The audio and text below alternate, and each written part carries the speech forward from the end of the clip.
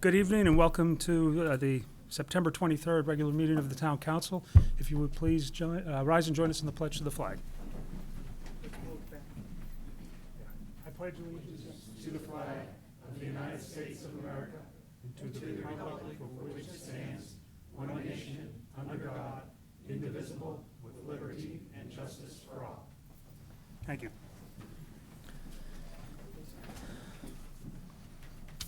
Okay, the only announcements I have are Thursday, October 14th and October 28th are regular meetings of the Town Council right here in the Matthew Thornton Room. And the council doesn't meet on the first the council meets on the first and third Thursdays of the month of November and December as opposed to the second and fourth, just because of the holidays' impact on our meeting schedule. Thursday, November 4th will be our regular meeting for that month, for the beginning of that month. Paul, do you have anything? Yes. Thank you, Mr. Chair. Do you want to make an announcement about Barbara and Tom? Oh, thank you. Yes. Chairman Tom Koenig and Barbara Healy are excused from this evening's meeting. Okay. Thank you. The next household hazardous waste event is scheduled for Saturday, October 2nd from 8 a.m. to noon at Nashua City Park and Ride located at 25 Crown Street. This is near the Taylor Falls Bridge that connects Nashua to Hudson. The Parks and Rec Department and the Lions Club of Merrimack are hosting a Red Cross Community Blood Drive in the Function Hall at Wasserman Park tomorrow, September 24th, between the hours of 1 and 6 p.m. The American Red Cross is facing a shortage that has led to an urgent need for blood donors of all types. Per guidance from the American Red Cross, all donors must wear face masks regardless of the vaccination status. If you would like to donate blood, please call our Parks and Rec Department at 603-882-1046. Last week, Merrimack TV launched the fourth channel, HD channel 1071 on the Comcast cable system. This is our first high-definition channel in the high-definition tier. The channel debut was the high school varsity football homecoming game versus Nashua South.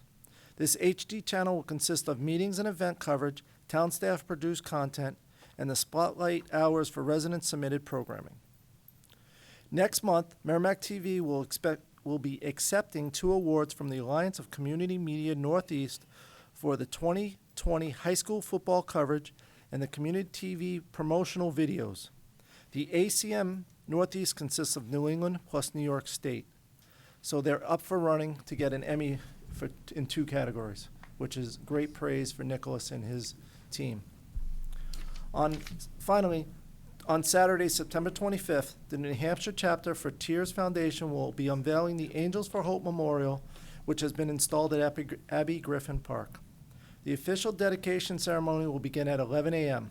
The monument will be placed to remember, honor, and never forget the little ones who have gone too soon through pregnancy or infant loss. This monument is organized by the New Hampshire chapter of the Tears Foundation, and the town of Merrimack has provided them space within Abbey Griffin Park for this memorial. Please visit the Parks and Recreation Department website for additional details. So all the counselors are invited to the unveiling ceremony on Saturday, the 25th at 11 o'clock for that. And they thank you for your help in making this happen in the town of Merrimack. Very good. Paul, could you check, not now, but at some point check with Nick, because I did check out the awards that they'd be receiving, and I thought they said it was being postponed until next March, but I could have misread that. So. I will check with Nick tomorrow and let you know. Yep, very good. All right, next on the agenda is comments from the press and public, and this evening I wanted to start with the chairman of the Village Commissioners, Don Preventure. He would like to speak. Make an announcement, I guess.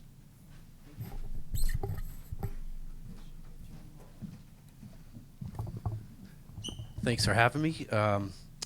So I was just literally mowing my lawn about a half hour ago, and I got a call that it was okay to come here and make a statement. So on behalf of myself, Chair Don Preventure, Vice Chair Wolf Von Schon, the rest of the commissioners, and Superintendent Ron Miner, today, Merrimack Village District had filed a lawsuit against Saint-Gobain Performance Plastics, Textiles Coated International, and Diacom Corporation for the company's roles in contaminating the water supply and the environment in and around Merrimack Village District property.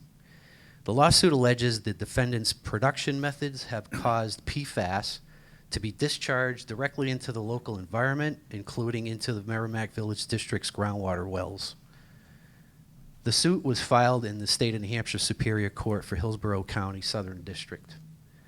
Despite the known toxicity of these chemicals, TCI, Diacom, and Saint-Gobain continue to use methods of production that they knew polluted the area. The lawsuit seeks to hold defendants accountable for these impacts of these harmful chemicals in Merrimack Village District water sources. So you're probably going to read this in newspapers and things in the next couple of days, but this legal action is our necessary response to the PFAS contamination of the Village District's customers' drinking water by corporate polluters who have profited significantly by their use of these man-made PFAS chemicals. MVD is demanding action and solutions from these responsible parties. We continue to thank our customers for their ongoing patience and understanding in these efforts and for their trust in us to follow through on our promises to make our customers whole and to hold the polluters accountable. So just wanted to have you guys be the first to hear this, and thought this would be a good opportunity for the whole town being together here to hear the news. Thank you, Don. So I wasn't planning on taking any questions, but No. just wanted to let everybody know. Thanks. Thank you. Are there any further comments from the press or public? Seeing none, we'll move on. Resignations, recognitions, and retirements. First we have is recognition of Tammy Lambert of the Finance Department.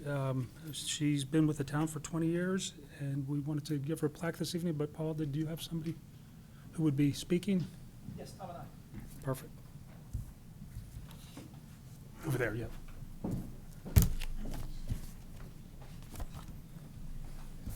Oh, you got Calm me. down, Tammy. Calm down.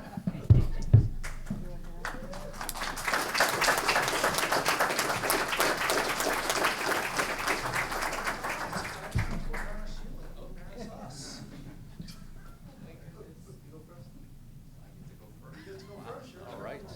Okay. Well, Tammy started work at the town in June of 2001. Came to work for the town clerk tax collector department. Spent the first 8 years there before transferring to finance, where she's been since 2009. When Tammy first started at the town, George W. Bush was our president. West Wing and Sex and the City were two of the more popular shows on TV. Harry Potter and the Sorcerer's Stone was the top movie at the box office. Janet Jackson had a song at the top of the Billboard charts. The Patriots had yet to win a single Super Bowl, and the Red Sox were still in the midst of an 83-year World Series drought. Now, I don't bring all that up to remind you how old you are, because that wouldn't be very nice. But I bring that up to kind of highlight how much things change over time. But actually, one of the things I admire most about you is that in the 8 years that I've been your supervisor, I haven't seen you ever change your approach to how you do your job. I think sometimes when people do the same job for a number of years, they can get a little jaded, a little lazy, shortcut some things to make their lives easier. But I've never witnessed that out of you. You treat everyone that comes in, visits the finance department with patience and kindness and compassion. You're always ready to help them get answers to their questions. And you use that knowledge that you retain from your tax collector days to help answer questions for people who end up at our window when they really should be across the walkway in the other building. And week after week, year after year, you make sure that all the bills get paid and that all the receipts get deposited, and you track down every last signature approval and credit card receipt and other documentation that we need to back up our accounting records.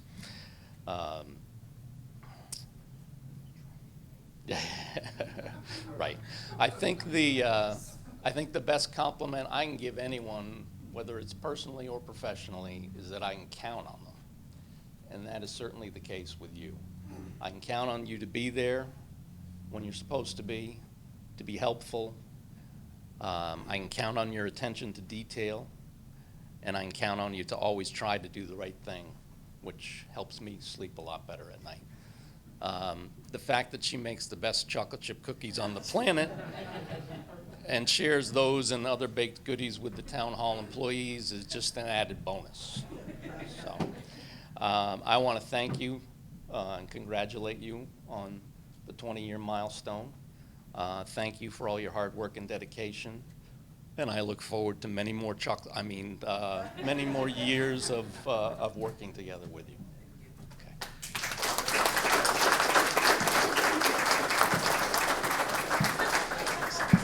Now I have to follow that up? Geez, thanks. Stole all my thunder. But there is one story I want to share with everybody about Tammy. So Michelle, Tammy's daughter, and my daughter Erin played basketball together. And Tammy's sitting in the back row with her parents watching Michelle play. And there's this little 6-year-old boy that's curled up on her coat. And it was a white coat. Do you still have that white coat, Tammy? Yeah. Yes, yes. Other ones. My son David still talks about that white coat and how that was the best nap that he ever had. Well, on Tammy's lap during the basketball game. But that just shows the kindness that Tammy has, because there was this kid and she's there to watch her daughter. And she didn't throw him away. She let him sleep during the game and sit there. It was my son, too. But yeah, so Tammy worked in the tax collector, like Tom said, and she always greeted people with smile and a happiness, and people enjoyed dealing with Tammy because of her jovial personality and knowing that the problem will be resolved or the car registration will be done properly. She took that over to finance and has done a great job in finance as the accounts payable clerk, and as Tom said, the processing all the receipts. So Tammy has a hand in a lot of things that come through finance and make sure that everything gets distributed to the right people. Tammy, it's been a pleasure when I was your boss for so many years working for you. The other thing I can tell you, if Tammy took a day off during the week, I didn't have much time to come in. I had to come in at 7:30 to be Tammy in the office if she took a day off before, because Tammy was so dedicated and knew what needed to be done that she'd be there the next day to make sure that everything got processed properly, so no vendor went without a payment or no deposit got deposited. So that's the dedication that Tammy has to this town. I want to thank you and wish you another 20 years. And you can make some chocolate chip cookies still and bring them over to the other side now. Bring them to the other side, the dark side. So thank you, Tammy.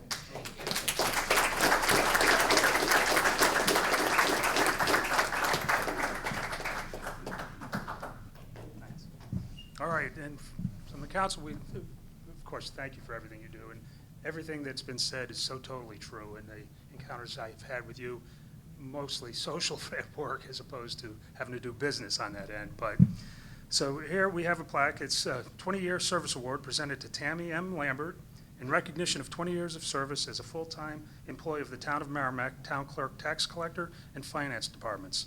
It is a pleasure to present you with this plaque. We wish to extend our sincere appreciation for your outstanding performance and dedication to duty, June 18th, 2001 to June 18th, 2021. Presented on behalf of the Merrimack Town Council and the Town Manager. Thanks, Kate.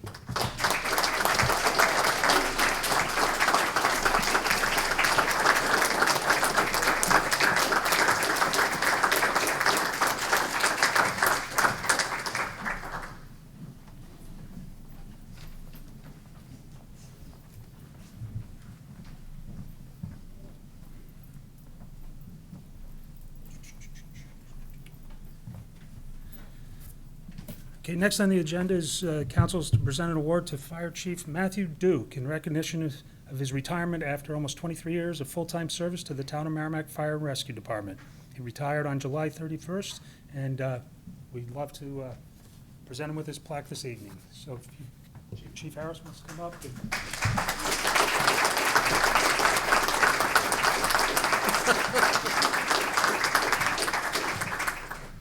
Congratulations. Take a couple of seconds to tell you, I want to congratulate Chief Duke on his 26 years of service in the fire service. Although he did 3 years in Pelham, he did 23 years in Merrimack. Chief Duke was hired on November 23rd, 1998. Were the Red Sox playing? No. Not in November. They were out long before that. He was promoted to Master Firefighter on December 14th, 2004. Promoted to Lieutenant, 2009. Captain of a company in 2014, May 4th. Promoted to Assistant Support Services, November 6th, 2018. Promoted to Assistant of Operations, Chief of Operations, November 10th, 2019. Promoted Interim Fire Chief, March 15th, 2020. Promoted to the Fire Chief, December 6th, 2020. Retired July 31st, 2021. That's when my trouble started. Congratulations on retirement. I want to take this opportunity to thank you for all you've done for the department and the community. I would also like to present you with a retirement badge. The department retirement badge is a symbol of gratitude for all you've done in the department and the community for 23 years of service. Also, we're here today to finish what you started 3 years ago in regards to the SAFER grant. I hope you'll stay and watch us accept the award. I almost gave you my wallet. Take that one. Yep, right. Chief, thank you. Congratulations.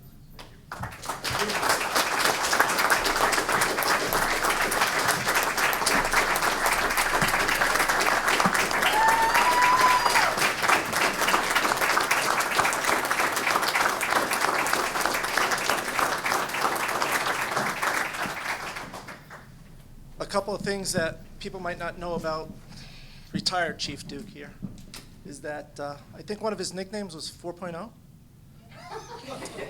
Right? Could be true. I think you were valedictorian or pretty damn close to the top of your class. That is also true. Right. The other thing that people might not know is that the 2 fire engines that were put into service yesterday was because of this gentleman and his hard work, working for the previous town manager, Eileen Cabinell, and myself, putting together a comprehensive capital improvement plan for the department for the next 10 years that we will be following. I want to thank you for that. And as Chief Harris said, culmination of the SAFER grant. Matt worked tirelessly trying to get this grant over the last 3 years. And tonight, through your hard work and dedication, we have the award of the SAFER grant. So we do appreciate that and all your hard work. Now, on a personal note, I miss you. Our conversations were always fun. But no, I wish you the best to you in retirement, and it looks like you are enjoying retirement. You know, I recommend everybody try it. Everybody try it. And to your family, thank you for giving him to the town of Merrimack for 23 years. It's definitely a dedication that is not understated, because there is a big commitment with it, and we want to thank you as well in his retirement. And hopefully you like having him around more at night. Thank you.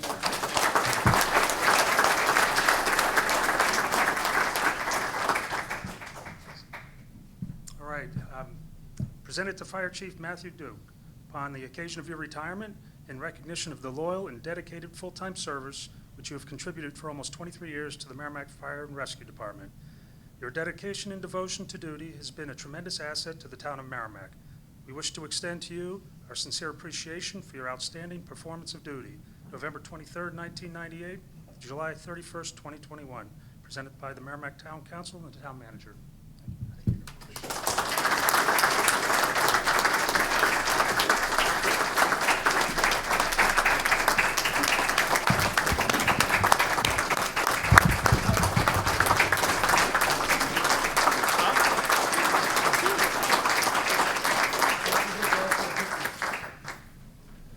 Yeah, how come there's no cookies at the firehouse?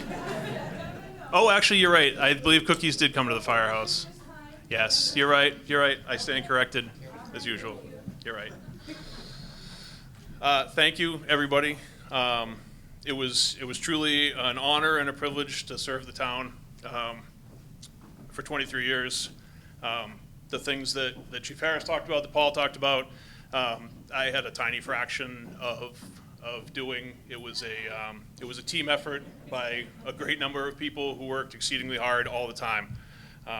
So thank you all, and good luck, and you should take the money, all of it. The federal government doesn't give people money very often. You should take all of it and spend it.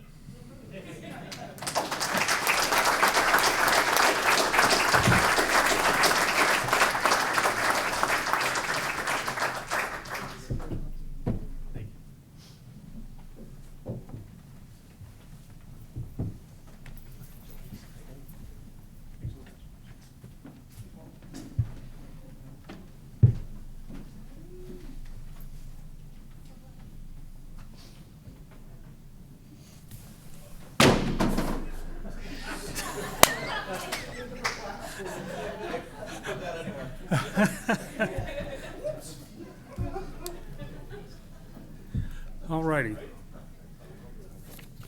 Next on the agenda is public hearings. We do have 3 public hearings this evening, and are our attorneys here? I'd like to actually move up item number 3 to the first place, which is the council to hold a public hearing to consider the request filed by RCL Realty LLC to release certain portions of previously dedicated Elizabeth Drive, Squire Road, and Charles Road in accordance with RSA 231:52.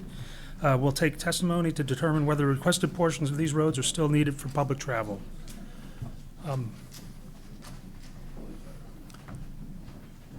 presenting for the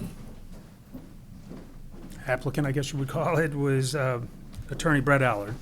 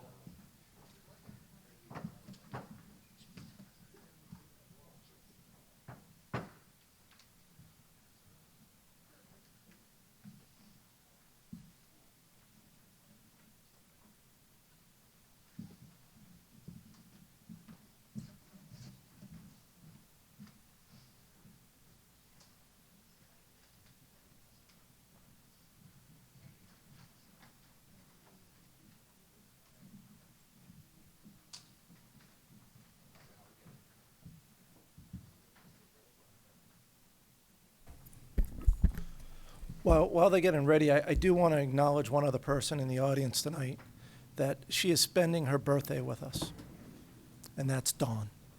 So she greatly appreciates you moving this forward so she can get home and eat some cake.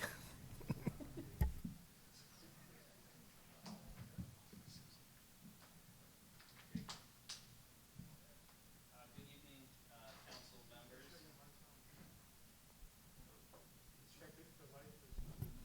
Hello? Good? Yep, light just came on. Good evening, council members. My name is Brett Allard with Bernstein Scher. I am legal counsel to the applicant's petitioner, RCL Realty, acting through its principal, sitting to my left, Rob Lavoie. So this is a petition to undedicate portions of a public street known as Elizabeth Drive that were never constructed. A portion of Elizabeth Drive was constructed, and portions of those lots were built out. That would be, if you can see my cursor, sort of this area in here and these lots. It was originally proposed on a 1969 plan as a sort of contiguous loop or horseshoe. And the remaining portion of the lots and road down in this area were never built out. not least of which because the terrain and topography in the area of Squires Drive over here and sort of the end of the horseshoe has some very steep terrain and ledge, which make it almost impossible to actually build out the road in that area. So the original plan was 1969, 1970. We proposed a redesign of the roadway, which looks like this. So instead of the contiguous horseshoe loop, this is the built-out section, which is remaining unchanged up here. Instead of connecting it all the way around, we're proposing to turn this into a hammerhead down here, or excuse me, hammerhead up here. Down here is going to be another little cul-de-sac, so it's going to be two separate roads rather than a contiguous horseshoe due to the terrain and topography and the ledge in this area, which make it sort of pretty infeasible to construct the contiguous roadway as originally proposed. So based on the redesign, it triggered some lot line adjustments, which required some variances from the zoning board. We received those on August 26, 2020. After we received all of those, we received planning board approval for the lot line adjustments on April 20th, 2021. So the last step to get this amended subdivision formally permitted through the town is to come to you folks for a decision to undedicate from public servitude the portions of Elizabeth Drive that were laid out on the original 1969 plan but are now not being built. So RSA 23152 says that this council has the authority to release from public servitude roadways if they haven't been built for over 20 years, such as these, when they're no longer or not needed for accommodation of public travel. These were never built, so they haven't been used for public travel, so they're not still needed for public travel, and they won't be, these portions, this portion here, again, it's this portion we're looking at right here to undedicate where these highlighted areas are, won't be needed for public travel in the future because you can see that all of these lots down here where the new or sort of amended cul-de-sac and roadway will go will all have access on the road pursuant to the zoning and planning board approvals.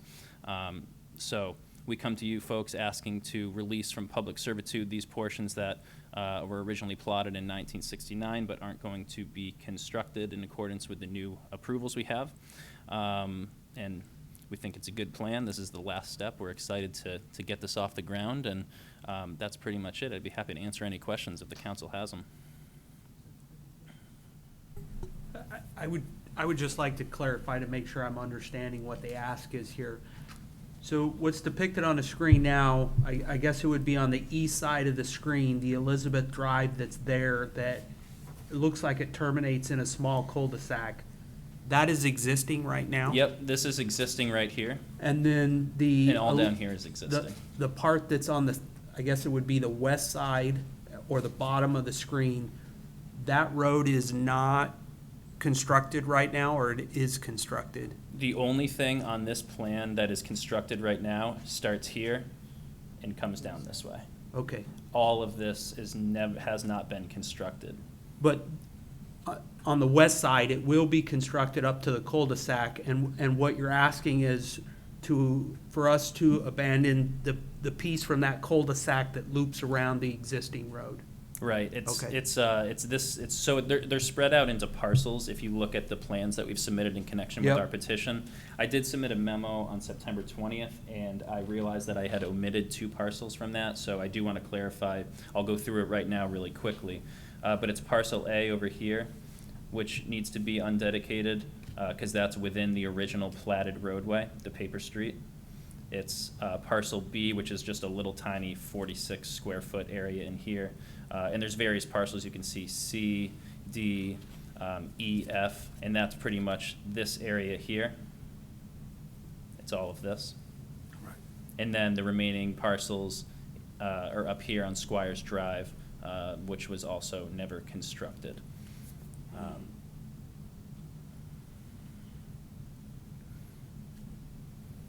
So these lots down here will have access off the new cul-de-sac.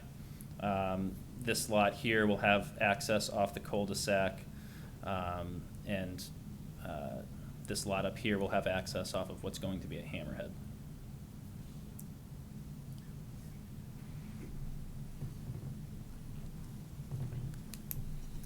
Nancy? Perhaps this was already covered during either the zoning board or the planning board, but I just want to reassure myself, since John is here, does DPW have any concerns about this request? No, again, no. Okay. I would like to point out also, obviously, after the new roadway is built, either my client he'll have to come back to have it approved as a Class 5 town road, assuming, we get the undedication tonight and the process continues. That'll be the last step to really, but we don't have to deal with that tonight, obviously, because the new road's not built yet. So, right now, we're just asking for the council to release from public certitude the rights and the paper streets that make up the area that we weren't able to connect due to the ledge and the topography. Don, did you want to speak to anything on here, or you're all set? I'm good. Okay. I believe it was both zoning and planning were unanimous votes of both boards, I believe. And I did have one question, and I don't remember what it was right now, so I'm going to think about it for a minute, but, gosh, that's annoying. So anyhow, what I'll do is, if we're all set here, I'm going to open the public hearing, and if anybody would like to speak to this, you can either take that mic, or these gentlemen will relinquish the table, and if you prefer that. But would anybody? Yes. Hi, John. You can. What time is it, Finley, that you're Oh, opening up? yes, thank you, Nancy. The time of the opening of the public hearing is 7:33. Hi, John.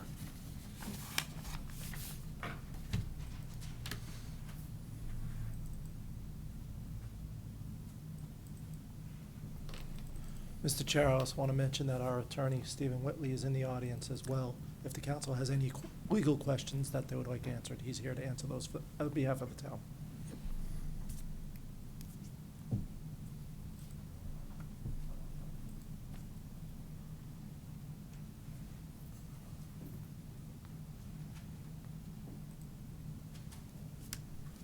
Let's see, somewhere there's a button you push. Here it is.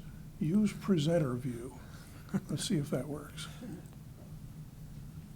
Do I have a picture up on the screen? Yes. My name is John Sauter. I live at 9 Elizabeth Drive, which is, if I can make this work, which is up here.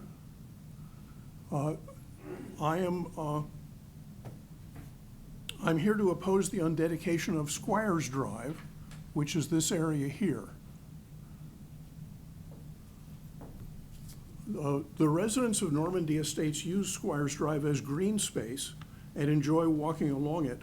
In recognition of this, RCL Realty has provided a 10-foot wide pedestrian easement, as you see on the map. It's a little hard to see at this scale, but it's here. Let's see, page down. All right. Here's a little easier to see. This is a closer map. All right, that's the pedestrian easement. The plans for this easement were reviewed by Fuss & O'Neill, an engineering company used by the town to review subdivision plans. They noted that the easement includes head wall number 203. Notice this here. A small portion overlays the proposed driveway of lot 15. That's down here. And further north is located along the sloped edge of the bioretention pond, up here. These features cause pedestrians to encroach onto lot 17 instead of using the easement area.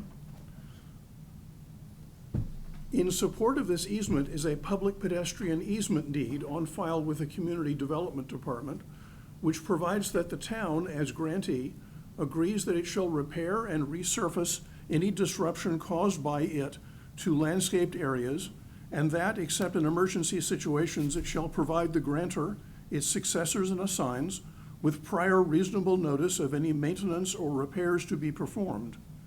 In addition, the grantee agrees that it shall regrade, replant, and reseed any disruption caused by it to landscaped areas. The deed also states that the easements are for public pedestrian purposes and shall include the perpetual right to pass and repass over the public pedestrian easement areas on foot and using appropriate motorized and non-motorized vehicles. The obligations placed upon the town by this deed would be unnecessary if Squires Drive remained as it is, dedicated to public use, but not accepted as a road by the town. However, the law governing release and discharge of a street from all public servitude does not refer to burdens upon the town or encroachment upon people's property, but only to whether or not the road is needed for the accommodation of public travel. To provide context for your decision on this matter, I would like to show you some pictures of Squires Drive. This is the original layout from 1970. This is Elizabeth Drive here. This portion was built. Squires Drive here was never built, and this portion of Elizabeth Drive was never built.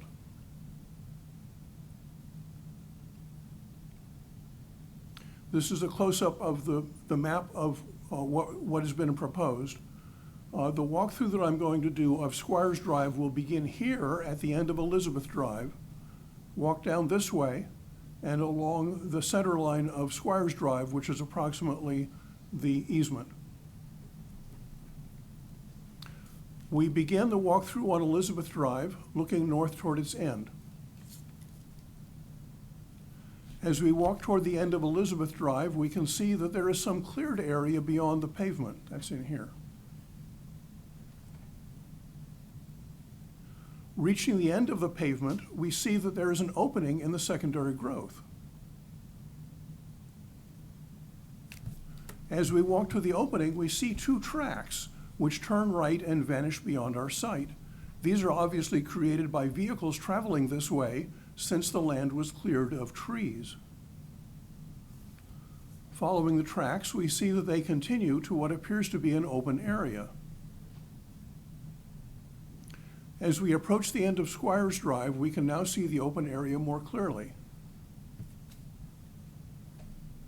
The open area turns out to be the cleared area intended as the cul-de-sac for Squires Drive. Notice the secondary growth here is very short, implying that this area has been visited frequently since it was cleared of trees. From the far side of the cul-de-sac, we can look back at Squires Drive. We can see from this angle that the vehicle tracks lead into the cul-de-sac. We walk south back along Squires Drive.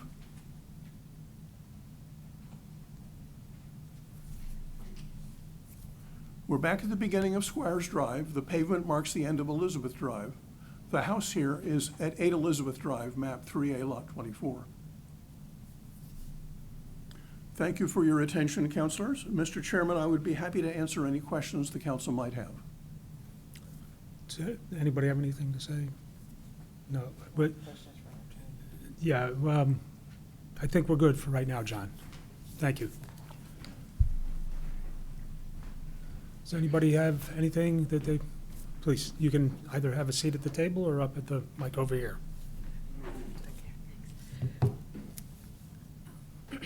My name is Karen King. I live at 2 Elizabeth. I'm on the corner of what could become the new development into Charles Road. I came in because we've lived at our home for over 30 years, and 3 other developers have tried to continue this neighborhood. And for various reasons, some of which I attended and some I heard secondary, perk tests, the slope of the roads, they all gave up and left this project. The present developer has been before the zoning and the planning boards during Zoom. So we as neighbors all watched, we tried to call in, we sent letters to support our thoughts about what may or may not work for our neighborhood. But variances were granted. The slope coming down Charles Road was allowed to change. Squires was dealt with. And there was some questions about driveways and other things that was going to be cleaned up by the planning board people, which I guess has happened. So during the time this all went on, as neighbors, we got together and talked and kind of went over all the various things that were being discussed. So I came to say something simple, which is we're kind of a nice neighborhood that would like to be a complete neighborhood. We would like Elizabeth Drive to be a circle. I know that COVID and the ways of the world and climate change are driving people towards this beautiful state of New Hampshire. And there's not a lot of greenery in the world right now, and we happen to have a little greenery in the area that's never been developed. And there's a lot of animals there, and people walk and take their three-wheelers and four-wheelers through there. And it's just a really nice neighborhood. So we understand that developers are allowed to come in and go by the rules and develop and make houses available, and everybody loves Merrimack, and we have great schools. But there's something about just putting another dead-end road someplace where there's a lot of greenery right now that kind of offends all of us. And I don't just mean about resale. It could change our resale values. But we've become a neighborhood of maybe half original people and half new people. So we're back to having little kids. It's like 13 little kids, some bus stop issues, some carriages, little kids on bikes. And then there's some older people with dogs who are just walking in woods and want to be part of a neighborhood. And so we understand why it's easier and all these allowances have been made to just drive down and make all these shortcuts and go in and throw the houses in. And we understand people want houses, but we lose the idea of a neighborhood that we've all wished and hoped for. It would be great to be able to go out and just go around in a circle for a variety of reasons by all the different families in this neighborhood. At one point, I think the third developer, there was going to have to be some kind of a barrier to make sure. But we've always had plowing, we've always had ambulance stuff down there, and I know they're gonna maybe update the turnaround down there, but it just doesn't seem fair that it won't be a neighborhood. It's gonna be two dead-end streets with a lot of houses. So I just came because all my neighbors felt that way, and I wanted you guys to hear our reservations about the way this is being designed. Thanks, Karen.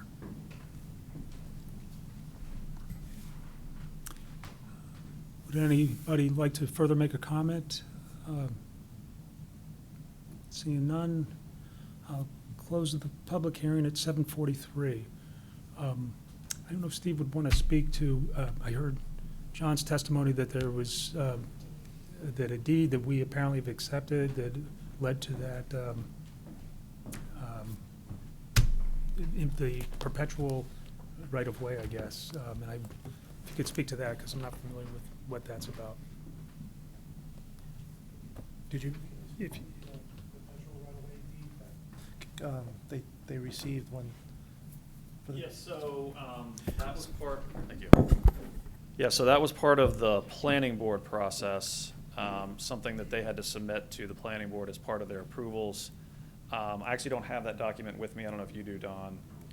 Yeah, so I've not seen the document, so I can't speak to that. Was that from the original site plan back in '69, that easement? No, I think what Attorney Allard referred to is that was part of the proposal that was just approved by the planning board recently. Okay, and so, and they proposed that easement just to keep it, so people could have access to what, the power lines? No, I think to just, I mean, maybe Attorney Allard can speak to why they included that. I don't know. I don't know the true intent behind that.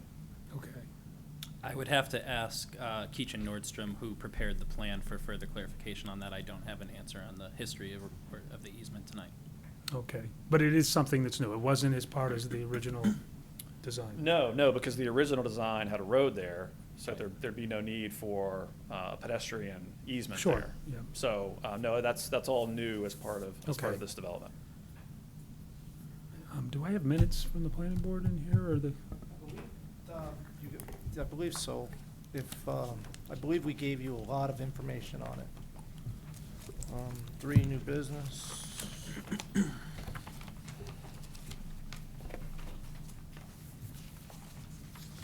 No, we did not include, we did not include the minutes. All right. So I guess, well, I thought it was something when John Sauter made that comment, I thought he was going back to the original. And so I guess for me, it doesn't probably, it doesn't, if it was an old thing, I didn't know how you were gonna get around it. This is something that was added in apparently just to allow people to continue to access down on the property beyond this, what would have been a cul-de-sac. So, all right, does anybody, But see, I would need to understand, first of all, is this a registered deed? It sounds like it is. Well, it will be once the plan is, once you, the council, if the council accepts these changes to the roads, then the plan will be a registered plan, which would have that easement on it. Okay, so this easement Correct. is part of the new plan. It's incorporated in the new plan. It's shown on the new plan. Okay. 10 feet wide to an end? Okay. Yep. Yep. It's a pedestrian. Mr. easement. Sauter also spoke to Okay, the gotcha. maintenance of that. Is that a town issue? Or is, because I wasn't quite following along on that. I should have asked before he left. So we have, okay. So the town has to maintain that after the fact? If that's the way it's written in the deeds. I have not seen the deeds for that particular. The reason I item. ask about, sorry, the reason I ask about that is because we have areas that we don't always keep up, because they're small things and they get lost in the shuffle because there's so much going on now for our Public Works Department, so, as you know. So that would be, I would assume that that would be under the Conservation Commission. That would be part of their trail system that they have, whether it ties into something that they have on, I was not involved with the planning board process. Does that attach to any conservation land? Does that road, would that easement attach to? Or is it To my knowledge, no. is it a standalone easement to That- nowhere? That ties into another parcel that privately owned. Okay, it's a privately owned parcel That that it would, feeds into. at the end, that's a privately owned parcel. On that privately owned parcel, there's another trail on that parcel that But- goes to that would go to the power line. It's still a and private that- parcel. It's still private. See, I- And, yeah, that's, The only thing we would maintain is the detention basin that's out there. That was And my- we won't accept that until after it's been constructed and per the plans, and then we would go through the acceptance as part of when you come Okay. back Which to is part accept of the whole thing. construction. Yep. But typically, we don't do the trails, that's not what we do. Right. Okay. See, I understand the difficulties that the neighbors have. I absolutely do. I do too. As far as the undedicating that road, it's a road that the town really doesn't need. And so, you know, so that's, on the surface, I don't have a problem with that. My problem apparently might be with the planning board or whomever said we might have to maintain this section. So, so anyhow, I that's agree, where I I am. totally agree with you. I don't have as much of an issue, although I totally agree. I have empathy for the neighborhood. I've lived it, been there. You've had the outlets in your Oh, backyard. yeah, I look at anyway. But my concern was that, you know, I don't think the town should be, because then there are multiple little patches of easements that we would be responsible for. So I would personally like clarification. Now, if there's a motion that's gonna go forward about accepting that, that would have to be part of the motion. Well, That there would have to be clarification, either that or we can find clarification. I'm not sure how it should be done. Well, I think that might be a ship that's already sailed, because I think the planning board has taken care, I don't know if we have the authority to say no because of that. I think that's been done, and Public Works would have had input in that, I would say. So we'll have to yell at the planning board. These That's are a good opportunity, These are good actually. questions, Counselor. So, but, I mean, what the chair just mentioned, I think, is correct. So the planning board has already rendered its approval on this. So if this easement and the specifics of this easement were a part of that approval, it's likely too late to change that unless the applicant were agreeable to that. So I don't know that there's much that can be done at this point, but it kind of depends on if the town performing maintenance was a specific part of the planning board's approval. And do they have the authority?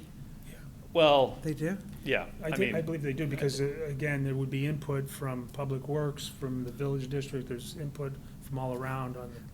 But you're committing the town to a maintenance of a road.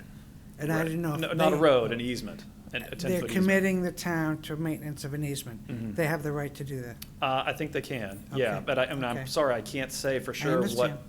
what the specifics were before the planning board, because I think that would answer this question. Gotcha. So, Lon? Yeah, I have the same quandary Nancy has, I think. This afternoon, when I read this, it was all rather straightforward, rather pro forma. But now I hear there's a earlier deed involved. I haven't heard from either, I guess, attorneys, much Specifics. clarification of how that easement all of a sudden showed up. If it was, if I was in the same neighborhood as the fellow spoke, I'd be really concerned about what's happening. And given the fact, 69, 31, 52 years, or 42, whatever it is, what's the rush? Let's, Because they want to. I could speak on that. let's get this straightened out before we move forward. So That's just during, Woods talking. during the process with the planning board, the abutters requested that they would lose their walking to walk to that parcel, to the power line, and to do the loop. Yeah. So at the end of the hammerhead, there'll be a 10-foot walking path that goes down to the new cul-de-sac to allow them to walk. They requested that it stay that they have a right to pass over that. So I and my engineer decided, why don't we propose this? And planning board said yes. And as far as maintenance of it, to my knowledge in there, the town had no maintenance of it. All I have to do is put markings to show where the 10-foot easement is. So that way, 50 years from now, someone could go out there and say, this is a walking easement, it's deeded, or there's an easement here, and it's shown on a plan, and it will show the location, so there's no issue with trespass. That's all that it was supposed to be. No maintenance, no, there's a stick down, clear the stick out of the way, keep walking. So the best, to the best of your knowledge To and the best of my understanding, knowledge, yes, it was, the language was moot on maintenance. correct. And I want to say it came from, if I can say it, Nelson Disco, that he said that, no maintenance whatsoever. Just the markers had to be put in place Okay. that stated that. So just to summarize, to the extent there was an objection to the undedication because it was perceived that the public would lose that right of access in that area, that right of access is being preserved by way of that easement that was made to accommodate the abutters during the planning board process. Okay. So it was in response to their request? Correct. Okay. That was, When? the approval was in April of this year, but I'm sure there was probably a couple meetings before that, so it was early 2021. That's But- fine, I'm just trying to see if I can pull up the minutes real quick. Yeah, the approval was April 20th, 21.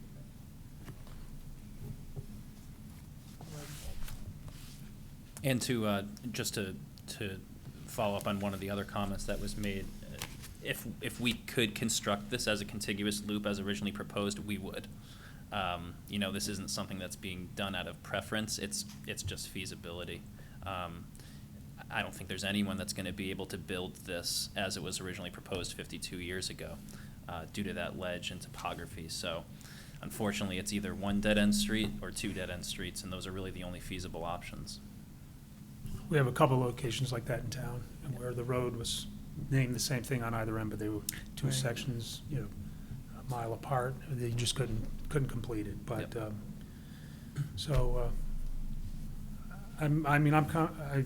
Your comments just now were what I kind of envisioned in my head, that probably was what happened. My initial thinking was that it was from way back 50-plus years ago, Well, that was mine. and I didn't know that impact had me a little more concerned, but I understand. Apology. Yes, Steve. If this is a concern for the council, I'd suggest that before you deliberate, you take a recess. That might be turned off, Steve. Thank you, that's better. If this is a concern for the council, I'd suggest that before you deliberate, you could take a recess, maybe move to other things on the agenda. We can try to find some clarity on this that may speak to this. If it's not a specific part of the planning board's approval, then what we're all talking about is a draft easement deed that has not been signed yet.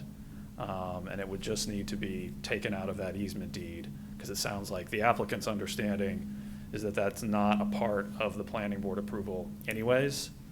If I heard you correctly, there was no maintenance requirement before the planning board. After it's constructed, there's no maintenance requirement from what I gathered. Right. Yes. So, yeah, just something that you guys could do if you wanted to get, hopefully, a little more clarity on that before you voted. Okay, so, do you want to do that while Paul's digging a little bit, It's just to fine with me. confirm that?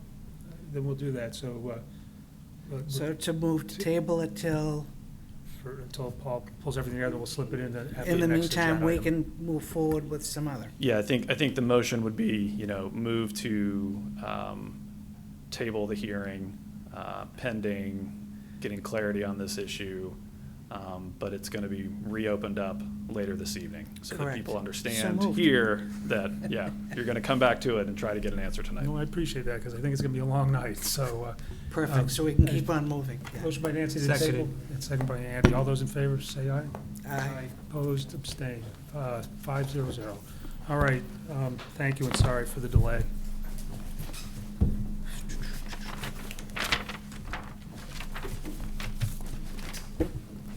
Oh, my gosh.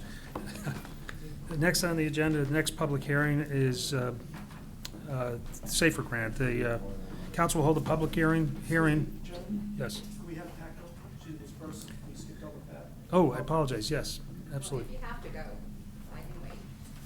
No, that'll be fine, because I think yours are going to be quick. Yeah, So, my apologies. The council will hold a public hearing to consider the recommended proposed amendments to Chapter 193, welfare guidelines of the Merrimack Town Code pursuant to Charter Article 5. Pat had made a presentation. this is the, this is the final read, isn't it? No, this is the public hearing.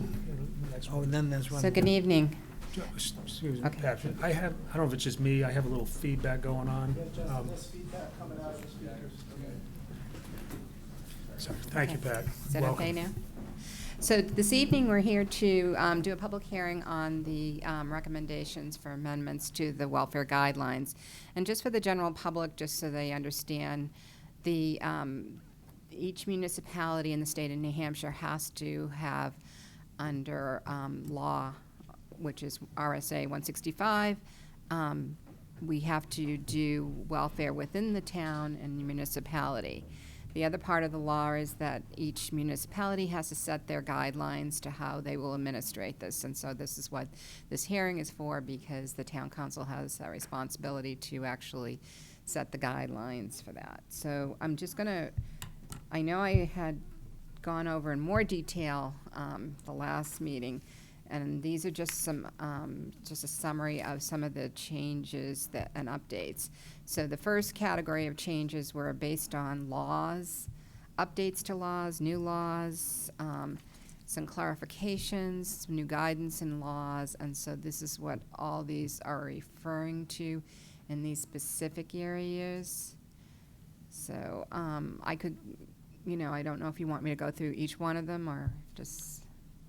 Actually, the presentation you made at our first meeting was pretty extensive, and so You're okay with me? I'm good. I don't know if you're good with that, Paul. I mean, there's, Because it's a public hearing, and if anybody in the public wanted to talk, we just wanted to put these up that we have to change this policy, this ordinance, because of these RSAs that have Yeah. changed.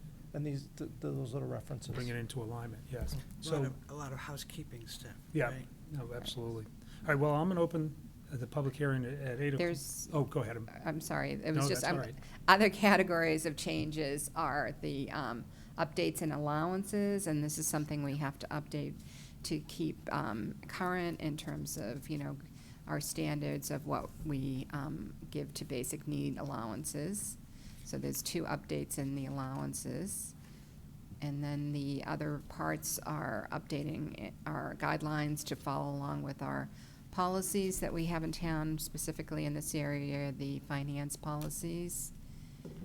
We're updating the definitions of housing and how they're applied in what we call the standard of need to reflect, the definitions that go along with the eviction laws. And then there's more guidance and updates in terms of other small little things, definitions of working days versus business days, and being able to, how the process of interviews will be and the flexibility in certain things. And record retention, interpretation of the law. So these are all just minor changes and updates. And other really minor stuff is when we get down to this stuff, it's just some updating, modernization, and clarification of different aspects that are already there. So this is, there's, when you look at the red line guidelines, it actually looks like there's a lot of things, but a lot of it is some just small wordings here and there, but most of it is the changes in the laws and the clarifications and things that we need to update. May, not shall, and all that. Yes, there was one we had to make a correction on that, correct. All right. I will open the public hearing now at 8:03. If anybody would like to speak to the changes in the, in Chapter 193, feel free to come to a mic. And seeing no one, I'll close the hearing at 8:04. So it's the pleasure of the council. So at this point, It's to move it to a third reading. so moved. A motion by Nancy Harrington to move it to a third reading. Second. Seconded by Andy. Is that to the consent agenda? That is correct as well. Thank you very much. All right, if there's no further discussion, I'll call the question. All those in favor of the motion signify by saying aye. Aye. Opposed, abstain. 5-0-0. Thanks, Pat. I'm impressed that you do this, because I seen those changes. It would have taken me 3 years to do it all, so I definitely appreciate all the effort. As we said, you're way ahead of the rest of the departments. When that memo comes out, okay, it's time to review all the policies, you can say, I'm done. Done, exactly. Thank you. Thanks, Pat. You have a, Our attorney went downstairs with, to look, to find the documents themselves. okay, So they're gonna give us some time. all right. So now we're going to move on to public hearing number 2. The council will hold a public hearing to authorize the acceptance and expenditure of up to $2,559,254.16 from the Staffing for Adequate Fire and Emergency Response, the SAFER program, made available through the Federal Emergency Management Agency for the Merrimack Fire Rescue and to hire firefighters and paramedics in accordance with RSA 31:95B and Charter Article 8, Section 15. Good evening, Chief. Very, very well. Long time no see. Thank you for the opportunity to come forward tonight. Assistant Chief Brickell is going to produce the grant. There you go. Pretty sure the federal government produced the grant. No. We'd like to thank them for it. So thank you for having us tonight. I'm glad everybody appears to be smiling, because anytime you can come with this kind of opportunity, everybody should be pretty excited. As you can see from the room, our members are looking forward to the potential of this grant going through. Over the last several years, many members have been working hard to make sure that we have the right information, the right data, and the right people that are producing the reports for it. So this is a show of support, and we're glad that they're here. This wouldn't have come to fruition without, again, that hard work. To my left is Lieutenant Bickford and our grant writer, Greg Bavis, who spent an exorbitant amount of time on this as well. As you heard from Chief Stukes' recognition earlier, this is a process that has started 3 years ago. We went through 2 application periods with essentially failed attempts. This has been supported by the previous town manager, the current town manager, as a way to fund staffing increases for the fire department. Okay. So just a quick grant overview. This is a SAFER grant. It's for a NFPA, which is the National Fire Protection Association standard for 1710, which is the response and staffing model that the standard for the nation goes by. This staffing is for 15 personnel to be on scene within 48 minutes per building fire. This isn't a random building fire that they pick. This building fire is specific to a standard that they use as a 1.5 story, 2,000 square foot residential home. So the majority of our residents match this. If a fire is in another type of building, either a multifamily, 4-story apartment, commercial building, or hotel, obviously additional people are required for that kind of operation, but this is specific to that. So for the process, it was electronically screened for completeness. Again, this is where Lieutenant Bickford and Mr. Vivas came in to make sure that we had all the information that was filled out. If you miss pages or misinformation, it kind of eliminates you from that process. So it's a painstaking process. What our current status of NFPA 1710 is in reference to staffing. Then it goes to a panel review. This is a panel of subject matter experts in the standards, department organizations, and deployment of personnel. All of that is taken into consideration and reviewed. There is one small part on the slide here which says 30% were funded countrywide. That actually came out today. There was an update to that. That number is even smaller than 30%. So we were fortunate enough to be one of only 2 grants of this nature that were awarded in New Hampshire, Goffstown, and Merrimack. So this review was done, again, by the subject matter experts. They evaluated town of Merrimack on the following topics: population, future growth, commercial operating budgets, emergency apparatus, response area, call volume, mutual aid. Here is the amount of money over the past 3 years. I'm sorry, over the next 3 years. This funding will cover 100% of the salary and benefits for the 8 firefighter, and they can be either EMTs all the way up to paramedic level. This will increase our shift staffing from 10 to 12 firefighters per 24-hour shift. So that will get us closest to that standard where it's 15. Most of you have seen this graph before. We just did this earlier when we did staffing requests earlier this year. This is an 18-year picture of call volume as a steady growth. There was a slight downtrend in 2019 and 2020. I think we can directly relate that to COVID, the public education campaign that we went on, as long as the rest of the state, not using 911 or emergency rooms unless there was a life-threatening need. So that would explain that downward trend. The next 2 slides are breaking down call volume. So this is our fire and EMS breakdown over the last several years. Again, we show pretty standard trends in Merrimack. 65-35 with total call volumes above 3,000. Again, in reference to that COVID portion of it, we know there was a decrease in call volume over the last 2 years. The acuity of the patients that we saw were far more significant. People were waiting longer to call 911, required more personnel to make sure that the patients were taken care of appropriately to the right level of service and then transported to the hospitals. ALS versus BLS breakdown. ALS is advanced life support and then basic life support. Same call volume. So again, this is a graph of the ALS and BLS trends over the last decade. ALS dropped over that 2019 to 2020 timeframe, and BLS increased. Again, one thing that you can look directly towards is COVID, the public education, again, emergency room deference. What everybody was trying to get the public to understand was to not use emergency services unless it was absolutely necessary.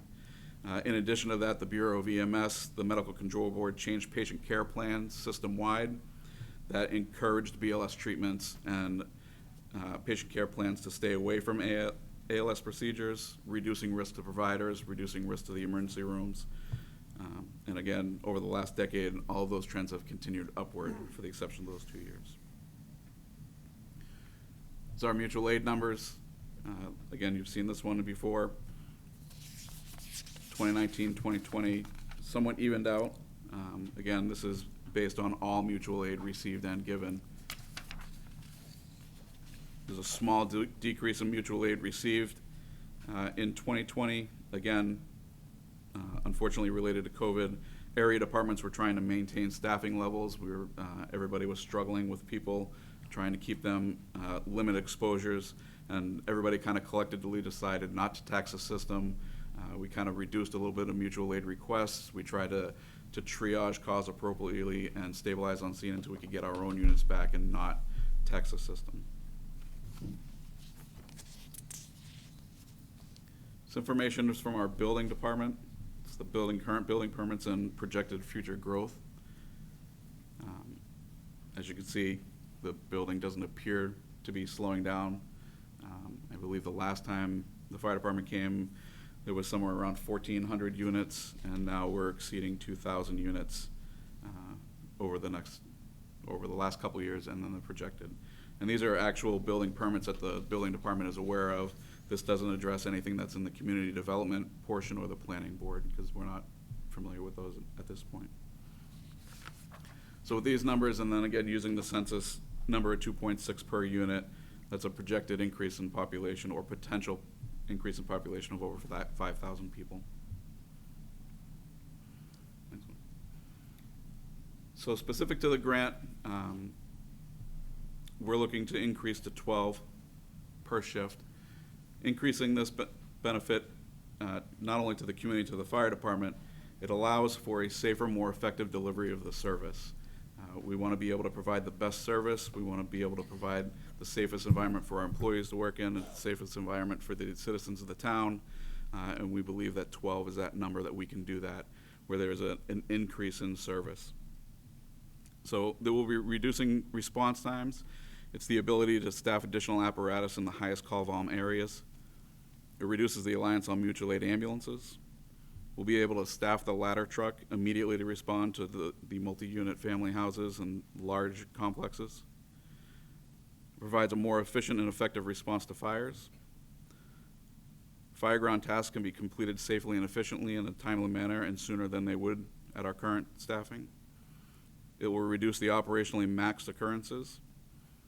And there's an increased revenue potential from billing, from being able to staff another ambulance. So with 12, we can staff an additional ambulance out of Central in addition to staffing the ladder truck.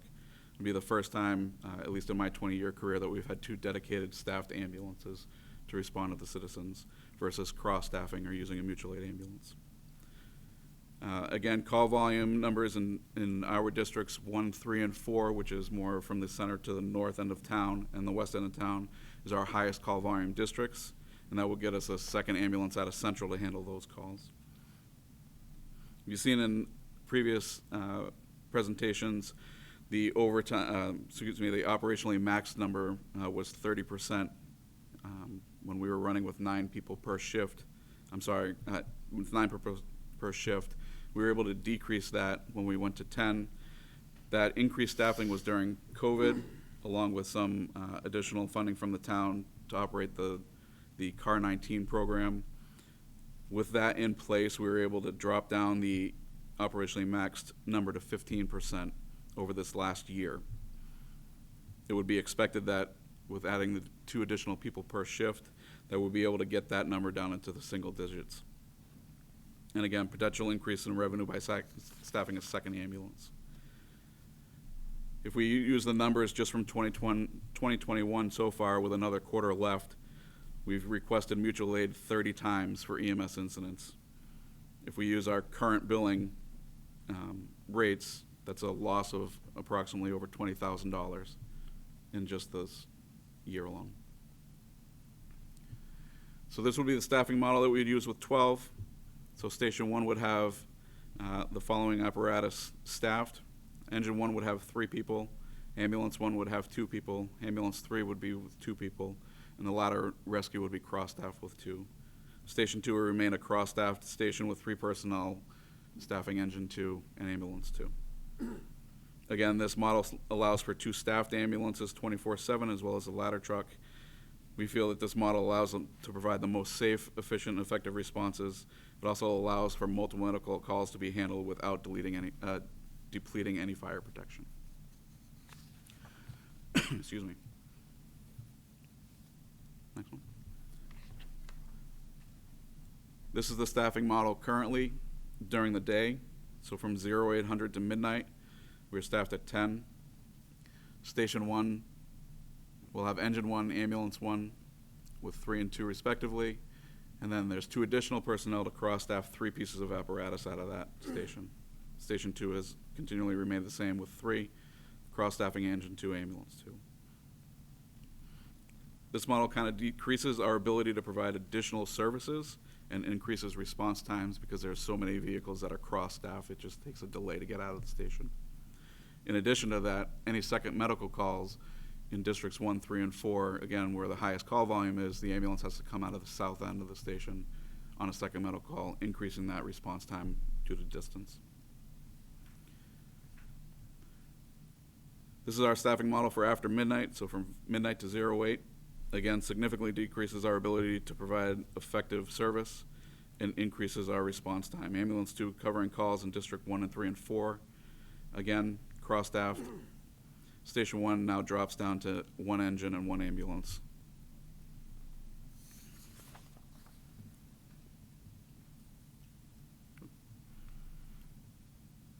So again, this grant is for an additional 8 personnel funded by FEMA. It puts us in the best position to provide additional services, more effective services to the citizens. It has an additional ambulance that we can staff out of Central. It finally staffs our ladder truck on immediate responses. Gets multiple ambulances in the districts that have additional call volume. Minimizes our operationally maxed and increased revenue.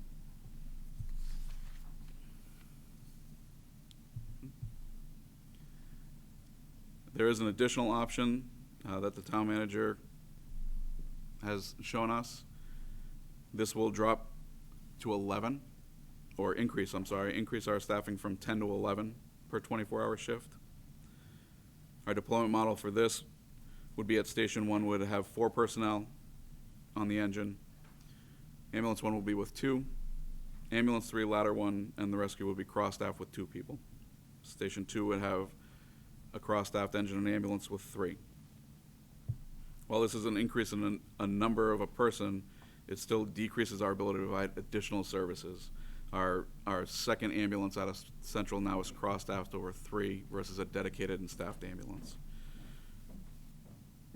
If we are considering, if fiscal consideration is the primary objective of accepting this grant, we feel this option is probably the best because we can operate at 11 24/7 without dropping down. However, operationally, it's not ideal compared to 12 personnel per shift. We feel that gives us the best benefit, it gives the citizens the best response, and allows our personnel to operate safely and effectively on incidents.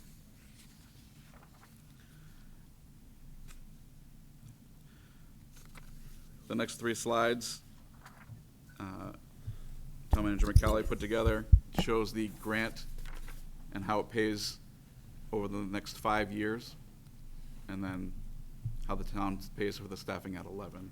And I'll let him explain these. He has a far better understanding.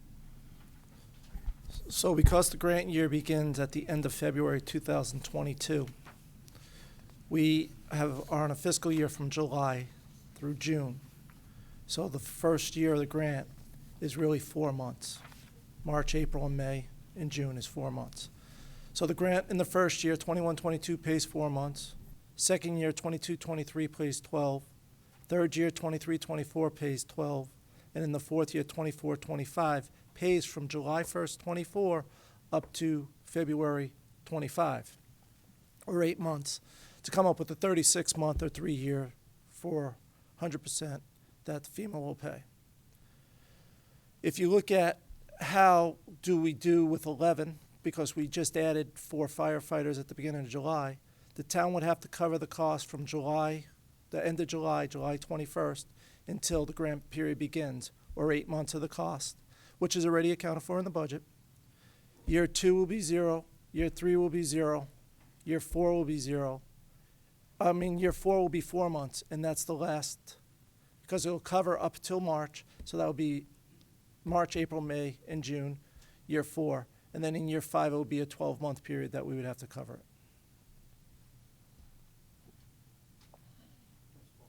So I did some math for everybody to understand what it means. So going to 12 personnel, adding 8. Equipment and clothing is about $5,000 per person, or $40,000 worth of cost. Overtime for minimum staff at 11 is roughly $70,944, for a total cost to the town in this grant of $110,944. It is safe to say that the grant does not pay for protective equipment or overtime cost. Those are on the town. So the town has to pick up overtime and protective equipment. In year 2022-23, that would be an extra $212,833 worth of overtime to go to minimum staffing of 11, or roughly, if all else stays the same, a 4-cent on the tax rate. 24-25, when we have the wean down portion of the grant, it costs the town $292,291, or 6 cents. In 25-26, $584,583, or 12 cents. If we go 12-man personnel, minimum staffing of 12, it's still the same $40,000 of cost for protective clothing and equipment. Overtime cost is $93,188. Current year cost would be $133,188. Cost for 22-23 would be $279,564 for the overtime, or 6 cents. And then the remaining 2 out years would be the same, because that's when we pick up the personnel service cost of $292,291 for 6 cents, and then $584,583 for 12 cents. Next slide, please. Can I just ask one clarifying? Sure. One clarifying question before you move on. The difference from the top to the bottom, the top is going to 11 at night? Yep. And then the bottom is staying at 12 day and night? Correct. Okay, thank you. So if we go to the next slide, going with 11 personnel, Excuse me. add, Oh, Just to clarify, I think it's 11 for 24 hours. It's not a day and night coverage, correct? yes. We would staff at 12 per shift, and then we would drop down to 11 for 24 hours. If somebody's out is on vacation. We wouldn't you fill don't that have to call spot. back the first out is what that. Can you go back one slide? So on the top portion right here, That's drop 1. so that's staffing to 12 and dropping to 9 if somebody's, or dropping to 11 if somebody's out. Okay, Yes, sir, That's correct. for 24 hours, 24 hours, that's day or night. correct. Thank you. Next slide, please. So going to 11 personnel, or adding 4. Equipment and clothing, because we already paid for the 4 people we brought in July, would be $20,000. Overtime minimum staffing would be $48,701. We have a salary savings because we budgeted for a full year of those extra 4 people that now the grant will pay. So there's a salary savings of $137,000. Current cost would be a savings of $68,308. Cost for overtime in 22-23 would be $146,102 or 3 cents. Cost in year 24, 25 would be 155, 281 or 3 cents. In 25, 26, 292, 291 or 6 cents. The reason why those numbers are cut in half is because we're only funding 4 guys, that additional 4 guys, because we already have the $480,000, $460,000 in this year's budget. So we just have to incorporate the remaining portion of the grant. If we going to 11 personnel with minimum staffing of 11 personnel, it'd be $20,000 for equipment and clothing. Overtime minimum staffing is $70,944. Still have that savings of $137,000. Current year cost is a savings of $46,000. Next year's rate on the overtime would be $212,833 or 4 cents. In 24, 25 would be $155, 281 or 3 cents. In 25, 26, 292, 291 or 6 cents.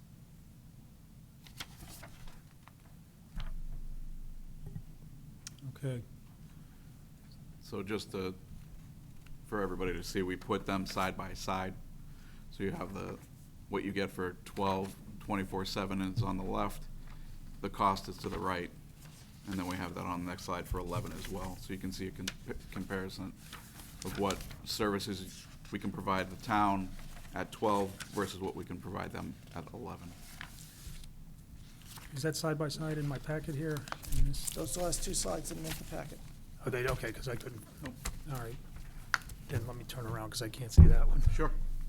And you can have mine if you'd like. No, that's all right.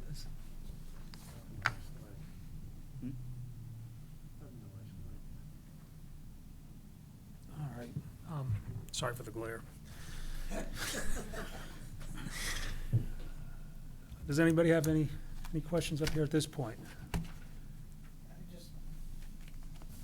I just want to clarify. Now, the overtime's not in the grant. That's correct. And did you verify that the 4 that we've already, because I think that's part of the issue, is that in either case, if we go 11 or 12, we're accepting all the money.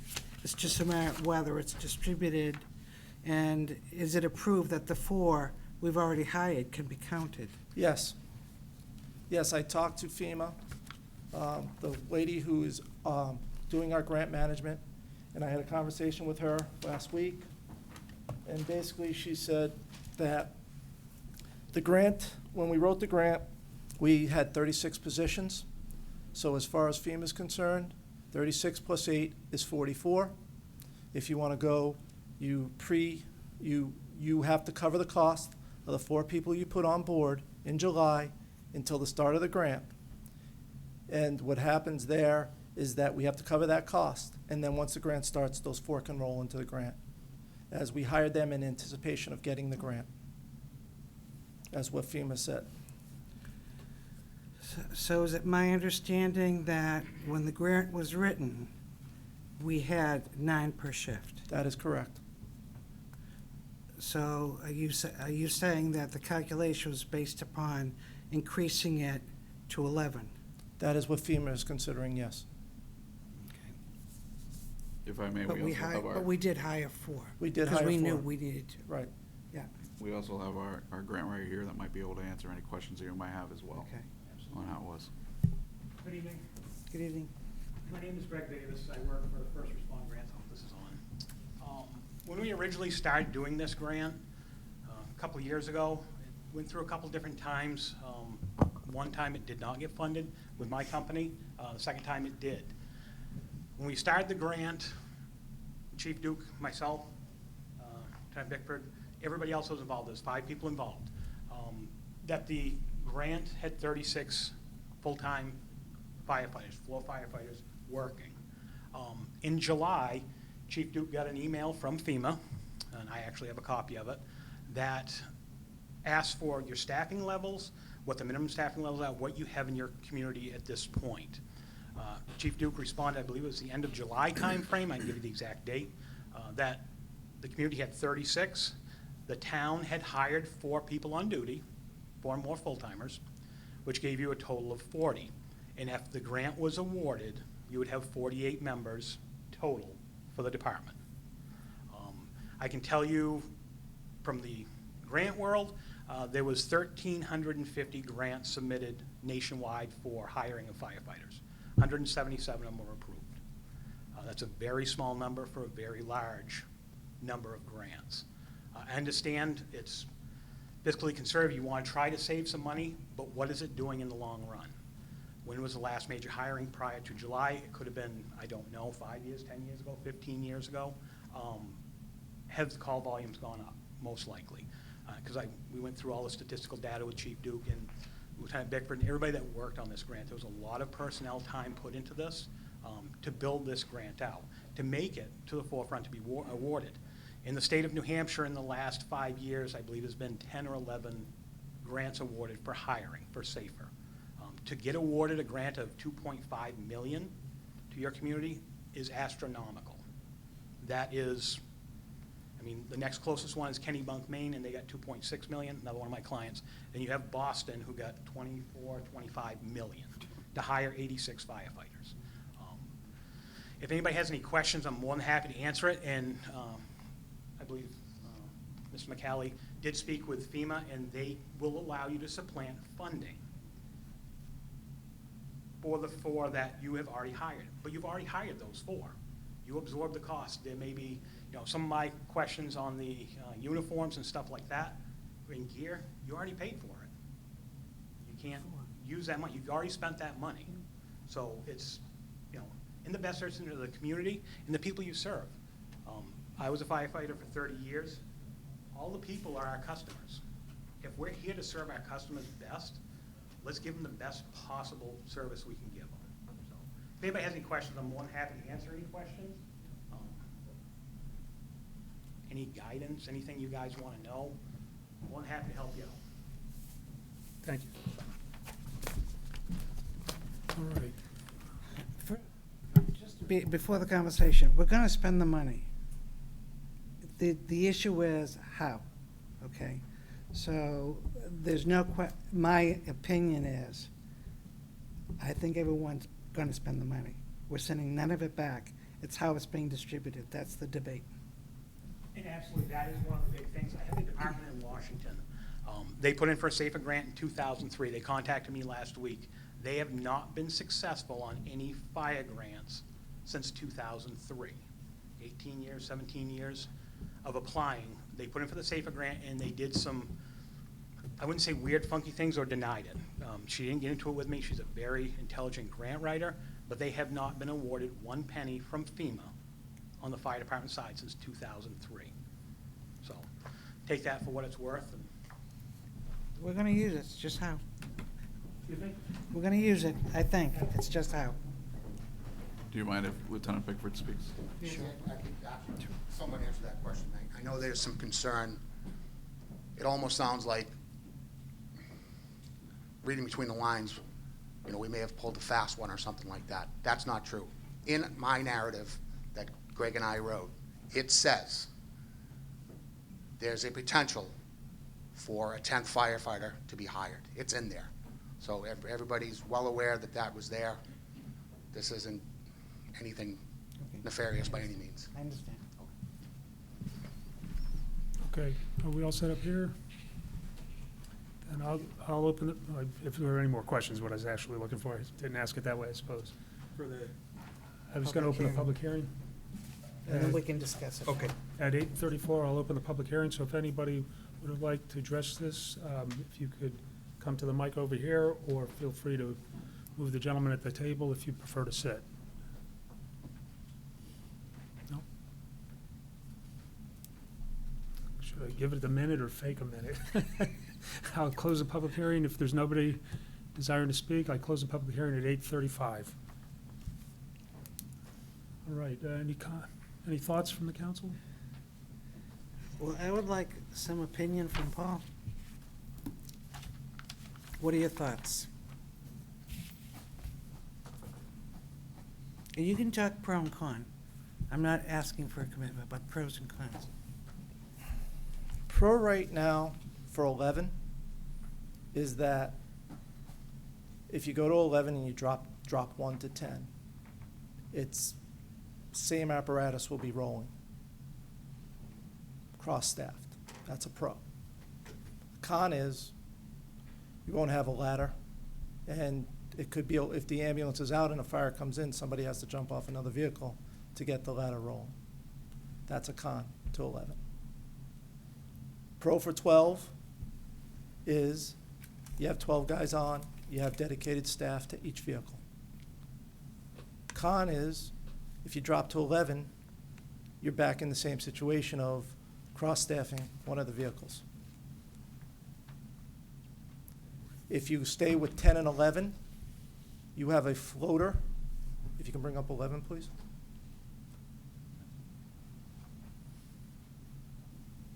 You have what, for lack of a better term, is a floater on engine 1, is the fourth guy. If you're dropping to 10, that fourth guy then jumps off and goes into either ambulance 1, ambulance 3, ladder 1, rescue 1, to still have the same apparatus between 10 and 11. What's best for the community is that I do see future growth. We've worked hard to get staffing up and return to the fire department and to get them additional staffing over the last 4 years. I'm concerned about the price tag on the end. It's 18 cents on the tax rate that we have to come up with over 3 years. I can do it, but I'm concerned because that's direct out of people's pockets over the next 3 years versus Is that 9 after cents. 3 years or over 3 years? What I would do to fund this, if you do decide to go with 12, I would, next year, we have to increase the overtime. But I'd have figure out over the next 3 or 4 years how much we should put aside each year so that when we hit year 5, when we're funding 100%, it's not a big, oh my God, there's 18 cents on the tax rate. But there are certain things that we can do to kind of ease into that 18-cent increase on the tax rate with the 12 guys. There are certain other things that we can look at as well in the revenue side of the house. But if we are going to look at them 3 years down the road, we should look at them now with our ambulance billing. And that's not really going to help with 3 or 4 years down the road. Right now, not to muddy the waters because we're here to talk about staffing and not revenue, but right now this town bills ambulance Medicare plus 50%. We can increase that percentage as much or as little as we want over the Medicare rates. But that's a discussion for another night with the council in December. But before you move on, though, whatever we go beyond Medicare, the patient is responsible for. It depends. Depending upon insurance. It depends upon insurance, and we can't balance bill. So if Medicare comes in and says, I only pay $500 for that, we can't balance bill a Medicare patient. But where we make it up is on On other other people. private insurance, because we don't accept, from what I understand. Correct. Any health insurance companies, the amount they'll pay. So you are obligated to pay the extra amount, which is quite substantial in many instances. And that's, I know what's been an issue in the past. Right. So I think even using that as a discussion in future, you're not going to get a lot of response It's because, a non-starter. Well, but because they're already paying taxes for it. Right. And that's been brought up multiple times before, so. but it's out there as an avenue to look I at. understand. And I'm just trying to give you all the I facts understand. that you need. We do have significant development, as you know. We have 200 and X numbers going in apartments down by the outlet malls. We have I don't know the number off the top of my head, by Harris Pond that will be coming in service. There are 2 assisted living facilities coming in town. We had a nursing home. The nursing home went out of business. We're getting another nursing home back. They're trying to reopen that nursing home again. Those patients definitely take more of the fire EMS response times. 1710 talks about response times. And that's the major issue here is the response times. And what is on the fire ground apparatus. If we go to 12, we're still not 1710 compliant, but we're a lot closer than if we were at 10. If we're at 11, we're still better than what we were when we were at 8 or 9. There are a lot of options out there. I know I'm hoping I've given you a bunch of them to think about. It's the financial, if we look at it, if we go to 12, if you can go back to the 12 slide. I'll be perfectly honest with you, if we go to 12 and we have minimum staffing at 11, I don't know how I'm gonna fund that $111,000 right now. I don't. And I don't know. And perfectly honest, I Because it's don't know. not in that budget. It's not in our budget. So I don't know how we would fund it. So that's. We would fund, if that's you doing guys. the 8 additional. Right, and if the council goes so choose, we will find it. There's no doubt about it, we will find it. It's just, I don't know how we're Question gonna is do who it. you're gonna take it from. Potentially, yes. There's only so much chocolate ice cream. Correct, It's out, it's out. correct. I like ice cream too. The difficulty for me is I still have a lot of questions that haven't been answered as far as my thoughts back during our budget when we added 4 firefighters. I don't know how we run equipment. I don't know, I see we have, it's like, what, 70-30 fire versus EMT ambulance. I don't know what constitutes fire, because I know we don't have many fires, so I don't know what's filling in those calls for fire service. EMS, ambulance, I can see that growing, I understand that, that makes great sense to me, but I would have thought it would have been a greater number than the, whatever, 65-70%. Do we have housing for 11 and or 12, or? We currently do have housing for 11. Housing, we can make housing for 12 work. Correct, gentlemen? Yes, we can house 12. Okay, because that's, the further problem for me is, I had these great visions of a safety complex, which are now totally off the table in my world. I just can't even fathom how we're gonna do it. And the impact in 3.5-4 years for that budget, it's, you know, coming up with the 900,000, we can be funding capital reserve funds to offset that, so we gradually get ourselves into that big number. But it's a huge number, so I appreciate all the effort that went into it and everything, but I'm just concerned about where it goes in the next few years. I wanna make sure I understand your concern. Are you saying the safety complex potentially is off the table if we take the 12? No, it's just that the numbers are gonna be so outrageous. I don't know how you fund it without creating chaos in the community. It's, the impact on the tax rate, in my estimation, will be substantial. And so, I just don't know how, I mean, because this right here, you know, getting up to 11 or 12 personnel per shift is a huge step in a few years. And right now, it won't be a big deal because we'll be funded, but at some point, that comes to the end, and that's when I'm just concerned about that impact. Part of me, I'd rather the federal government pay for it, because they seem to have all kinds of money, but it's almost better in my mind to run with our 10 shift now, and then beef up when we think it's, you know, absolutely appropriate. And I understand cases are made that it's needed immediately, but I haven't gotten the information to prove that to myself yet. So, and I think that's one of my questions is, you know, we look at this potential impact to the tax rate. I'm assuming that impact is based on today's tax base. That is correct. And does not take into account this future growth. If you could, can you go to that slide, the future growth that you had listed there?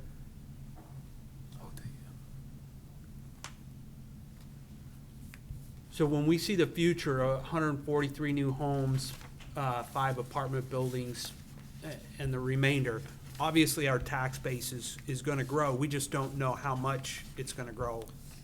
That is correct. And so the potential tax impact that we have listed here, depending on what our tax rate or tax base grows, could be substantially less than what we're seeing here. Correct. In 3-4 years. Correct, but remember, we also have 6 union contracts. Other departments. And other departments that are gonna want staffing and growth as well. Just. Good point. A point of order. It's actually not just 5, there's 1,329 units Total, over total. those. Right. It's not just Over 5 that. buildings. The 5 buildings have 500. They have I 508 understand, units. 5 in it. apartment buildings. Yes. Yes, yeah, understand, Okay. yep.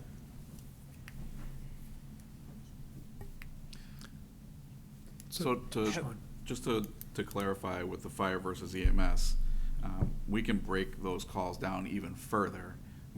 It has been at least relayed to me that it's an easier understanding based fire versus EMS, not motor vehicle accidents, carbon monoxide calls, false alarms, hazardous material responses.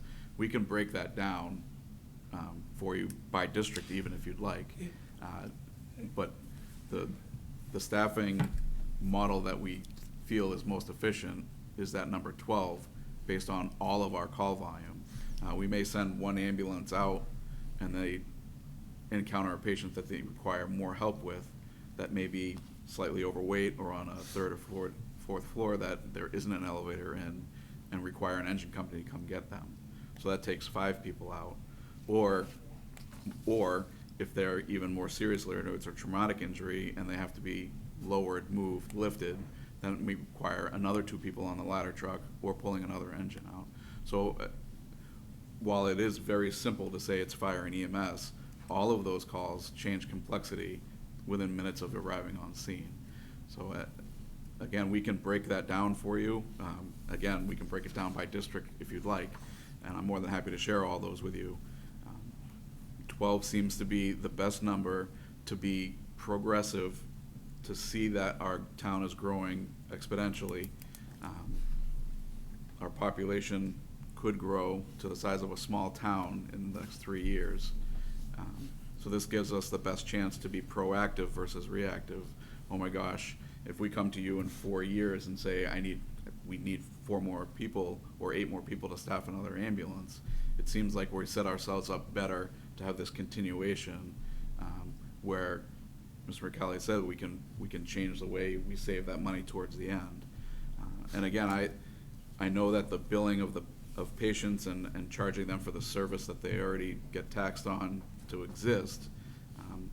But again, there are ways that we can increase our billing. There are ways that we can stagger our billing to affect people that only have commercial insurance and not affect our self-pays or our Medicare or Medicaid. We don't want to have any more burden on them, but people who have insurance are going to pay that deductible with the insurance regardless. But it's above that, though.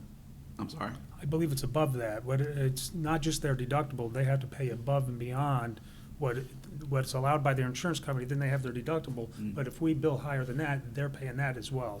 So it's not a 20% copay or anything like that. It's substantial. And I think we can adjust our rates, and we'll use mutual aid as an example. We recently used a mutual aid ambulance for one of our members, and it was almost 3 times the amount that we charge for that same service. So if we send one of our ambulances to one of our citizens and bill them at whatever rate you choose to bill them, it appears That they're substantially more. they're substantially lower than if we call a mutual aid ambulance in that we can't staff, and then they get charged that. So not only do they not get a service that we can provide, they get an outside town at 3 times the cost. Thanks, Sean. Have we looked at what's the commitment to the town to accept this grant? I know there's some audit requirements. Are there other things? Yes. The commitment to the town is that we'll do our best. If you choose 12, we'll be at 48. We'll do our best to stay at 48 throughout the grant period of 3 years.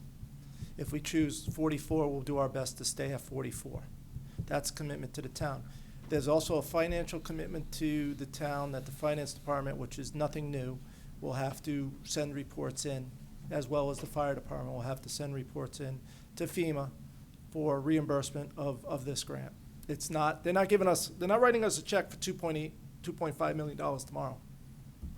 We have to go in and we get reimbursed for that. And then there's a 90-day closeout period. I believe is it 90 days still? Closeout period at the end?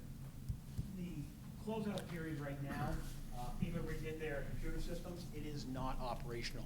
They haven't closed out anything since 2016. Oh, great. They're estimating next July. That's FEMA. So estimate probably 3 or 4 years past that to close it out. This is one of 2 years. Because of COVID, they allotted the funding money at 100%. Every grant prior to 2019 and 20s, you had a percentage match base. You had to pay 25% from the community, 75% from the federal government. This year, because of COVID last year and what's going on, they've allotted 100% funding. That will most likely, it's going to continue in the 2021's money, which is going to open up in January. After that, I expect it to go away, and then communities will be paying, 25% of the overall cost of the grant per year. But our only commitment is that we keep this, whatever whatever you set tonight as staffing that you accept, that we have to keep that on there, and that if somebody does leave, we try our hardest to get that position filled as quick as possible. That is correct. I have one community in just outside of Columbus, Ohio, that due to COVID, they have no money, and they had to file paperwork with FEMA basically saying, we're out of money, we can't fill these positions. So if you go below the 48 or you go below whatever, if you're having a major financial impact, you can request FEMA to waive the, if you have 48 members, you go with the 8. You have 48 members, you get down to 47 or 46, you can request FEMA to waive that, and they will give you a waiver. The department has done it 3 times now. So we'll see what happens with them. They did put in for safer hiring again this year. They did not get funded. Not sure why, but. Yes, Nancy? Okay. Is it a requirement, as it should be, but is it a requirement that these positions are maintained, that the town's taking responsibility for maintaining the positions after the grant? No. But morally, it should be. Correct. Okay. I think that's Yes. imperative that whatever decision we make, If you say there is a moral obligation to be able, because we're making a decision based upon the needs of the community. Right. And Correct. it's not going to change after the 4 years if anything increases. But I think whatever vote we take, I would like everyone to understand that there is a moral obligation to maintain that even after the grant's over. Correct. That's all. My feeling is that whatever the council says we need today, we're It's going a to need 3 commitment. years from now. Right. It's not going to shrink. And if we decide 11 today, it doesn't mean in 3 years from now, we can't go to 12. That is correct If as that's well. what the growth says we need, we can always do that. That's right. That is correct as well.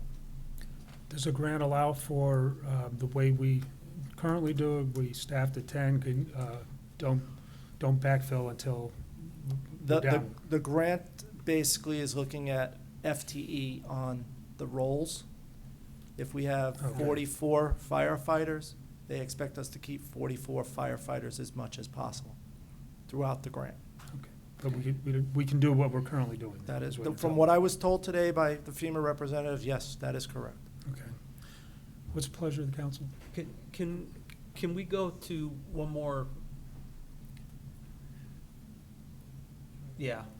So the difference, I want to make sure I understand. Actually, I'm sorry, this is 12. If you could go one more slide. Right here. Yep. The difference between these two options, the top one is staffed at 11, and if somebody's out, we go down to 10. The bottom option is we're staffed at 11 at all times, and if somebody's out, we use overtime to fill that position. We're at 11 all the time. That is correct. The difference in the tax rate is 1 cent in the first, or in the 22-23 year. And either option here, you do not have to raid another department to fund it this year. We have the funds this year to be able to cover either option here. That is correct.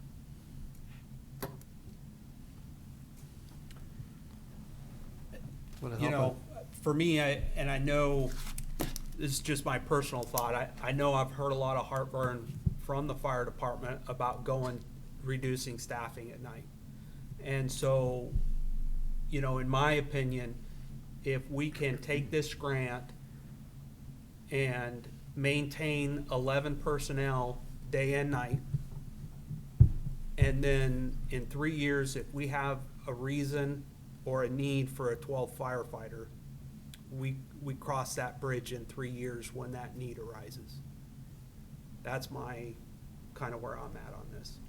I could probably be influenced another way, but you know, I have probably 3 or 4 hours reviewing this right now, and that's kind of where my head's at. The one thing I would say is that, yes, if we go 11 and it's 11 minimal as well as the budget will support that. Meaning that if we get in a situation where we're going to be overspending our overtime budget or our bottom line of the fire department budget, we can make those operational decisions through the fire administration to reduce to 10 staff. I would agree. I think everybody has a budget, and I think that's part of running a disciplined fiscal town is everybody stays within their budget. And so I would agree with that. If somebody's getting outside of their budget, then they need to take control measures to stay within that budget. Because the last thing we want, I mean, we have people on fixed incomes in this community. The last thing we want to do is put an impact on those folks that they can no longer live in our community because we've put such an impact to the tax rate that they can't be here. So, in my mind, between the two options I see here, there's 1 cent difference in the impact to the tax rate in 1 year. I think it's probably more beneficial to the fire department to go with the 11 staffing and versus the 11 going down to 10. It's a good compromise. It increases the staffing of our fire department, but yet it doesn't increase it to the point where we don't need it right now today. And if we need to add that 12th person, we can cross that when we're facing that growth in the town. Okay? Nope, thank you. Go ahead. I think I can appreciate fully Andy's remark about people on fixed incomes or elderly.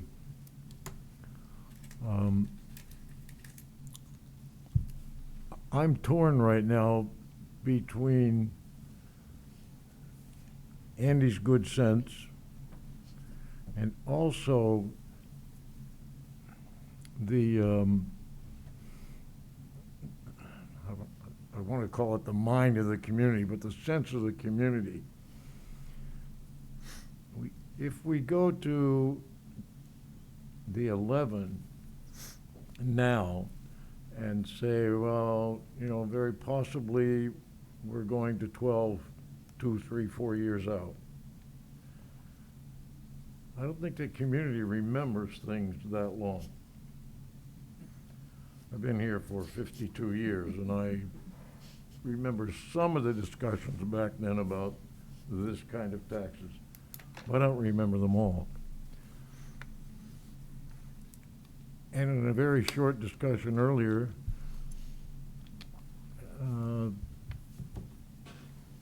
I might have been in a different position, but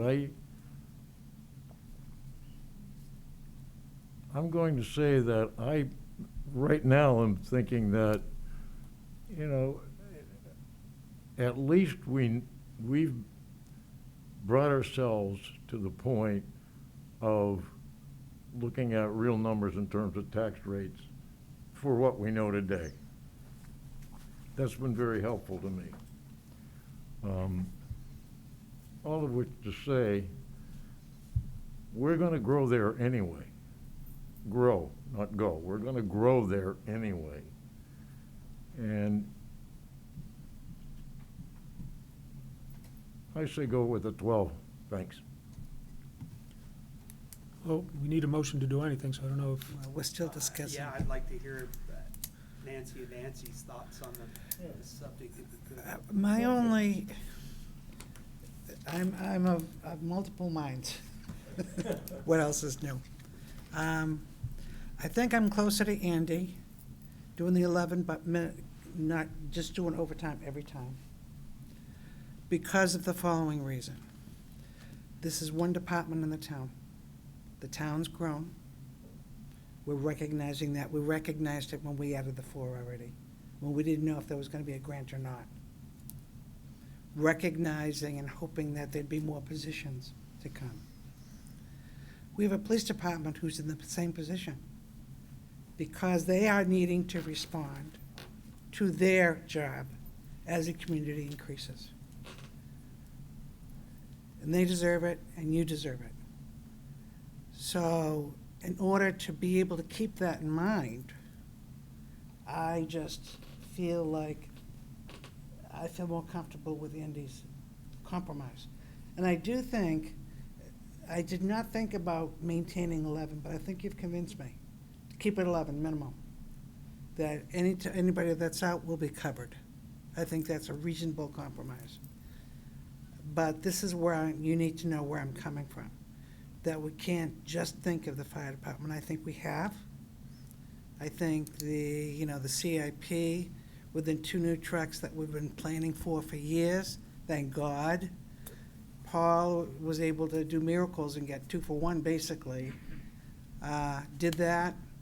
Communication was a major issue. That we knew that was coming down the road. We've been able to come to that. So I really do think we've paid attention. And I think we need to pay attention to this and use the money. God forbid, we're not going to send it back. But how we distribute it. So that's where I'm coming from. That my loyalty is the fire department. It's also the police department. And there's DPW and everything else. And that's going to be needed to be addressed over the next couple of years as well. So that's where I'm coming from. Your side. Oh, thank you. I think Andy said exactly what was on my mind. I know, having had a parent use the services of the Merrimack Fire Department, I recognize the value of our first responders, and we need these first responders to have what they need. That said, we're in the difficult position of trying to balance a whole bunch of different departments and making sure that that residents can still afford to live here. I'm concerned about state funding, that we may see some decreases to what we're going to get from the state to our town. I think what Andy suggested sort of provides the best of both worlds. That look at the tax rate impact is less in this scenario on option 2 than it is on option 1. And I anticipate, I agree that, it's very likely we're going to be looking at increasing as long as our planning board and zoning board and continues the way it is. There's no question, and I think that's something else we need to look at. But I fully support and agree with Andy. I think he made some great points, and I think it's sort of the best balance that we can find for meeting taxpayers and not trying to, I'm thinking in terms of the ambulance. Somebody's paying taxes, then they're paying ambulance fees, and very often these are the people that are least able to bear that. And I would just hate to see, in an effort to be, in trying to balance that, harm one group so much that we lose people. People can't live here anymore, and our tax base changes. So I think, I would certainly agree that totally with what Andy said. I'd support that. Okay. Yep, yes, absolutely. Do I need to address what option, or just rather we're going to move to the second? You would have to pick. If I could draft one on the fly. Town of Merrimack accepts the FEMA grant of $2,559,254.16 for the staffing for adequate fire and emergency response safer grant in accordance with RSA 3195-B and Charter Article 815. And furthermore, to have staffing of a total of 44, which equates to 11 members per staff as budget, minimum as budget allows. So moved. I don't know what that means. Wait a minute.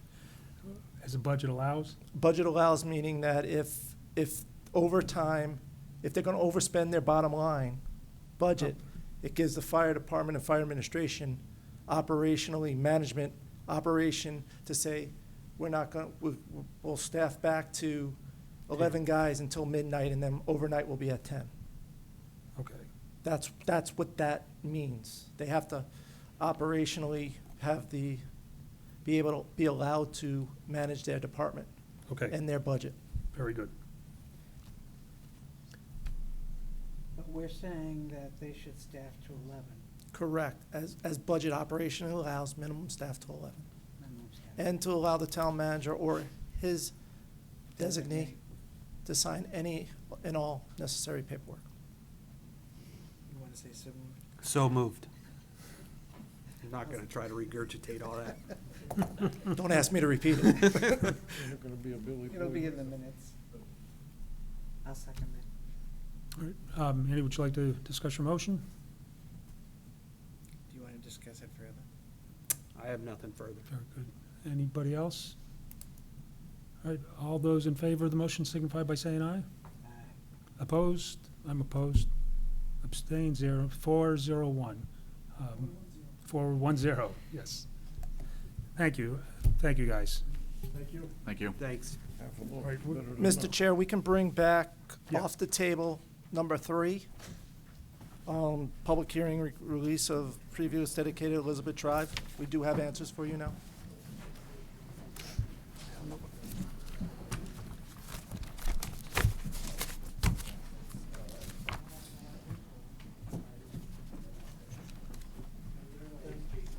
Appreciate all you guys coming.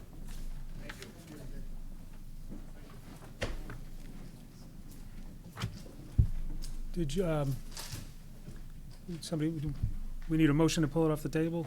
Yeah, table, right? Yeah, motion to take the discussion about this off the table, item number 3.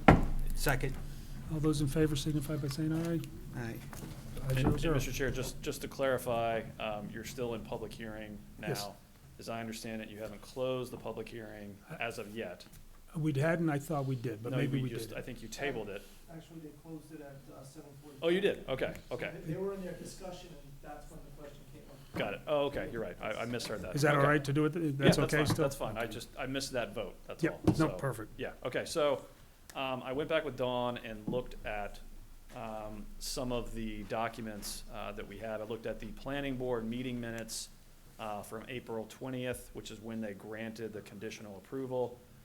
Those meeting minutes indicate, that there was not, much of a conversation about maintenance, and there was certainly nothing in the minutes that shows that the planning board understood that by granting approval, they were obligating the town to any sort of maintenance for this 10-foot wide easement area. The draft of the easement document, which Mr. Sauter was kind enough to hand me on the way out, I read that over. That likewise does not contain any language that obligates the town to maintain. Okay. It has language in there that gives the town the discretion to do so, but there's no sort of shall language in that draft document which obligates the town to maintenance. So that was, as I understood it, kind of our homework while you guys tabled this. So if there are any other questions, I'm happy to answer that. But I think that was all that you guys Yep. were hoping to hear I from think that us was on. it. And just to clarify, the easement came from the planning board meetings that the community was concerned about losing the right-of-way, and the applicant offered that easement as an alternative. That's Okay. correct. The minutes reflect that there were members of the community that raised some concerns about the plan. Mr. Sauter was one of those members. And partly, I think, and I don't want to speak for the applicant, but my understanding is that partly to address those concerns, he did offer to put in the 10-foot wide easement. Okay. All right, so what is the pleasure? of So in council? light of that, I'd like to make a motion. Thank you for your clarification on Thanks. that. I'd like to move to approve the request filed by RCL Realty LLC to release certain portions of previously dedicated Elizabeth Drive, Squire Road, and Charles Road in accordance with RSA 231:52. Is there a second? And have the town manager sign any documents. Oh, okay. And have the town manager or his designate have the authority to sign all necessary documentation. Second. Second, motion by Nancy Harrington, seconded by Andy. Is there any further discussion on the motion? Seeing none, I'll call the question. All those in favor signify by saying aye. Aye. Opposed? Abstain. It's 4-1-0. Thank you. Sorry for the delay, and I understand the difficulties, I do. But, all right. That's it. Legislative updates from representatives. I see no one here. When Paul's ready, he'll have his town manager's report.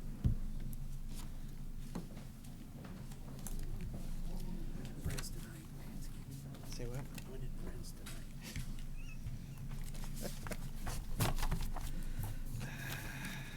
That's tough calls. You want to go 12 by road,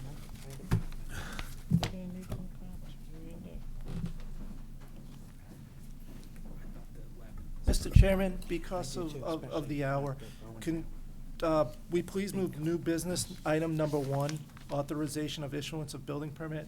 In case the council has any questions, Attorney Whitley can generically talk about the RSA and why you need to do that. So if we can move that up, that'd be great. Without objection, that's what we'll do then. So, item number 1 under new business, council to consider a recommendation of the planning board for the issuance of a building permit on a lot without frontage in accordance with the requirements of RSA 674:41.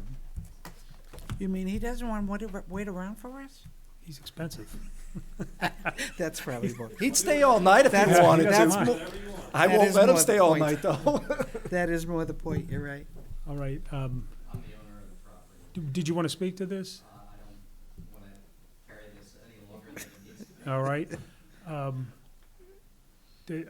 Paul, with what we have, bear with me.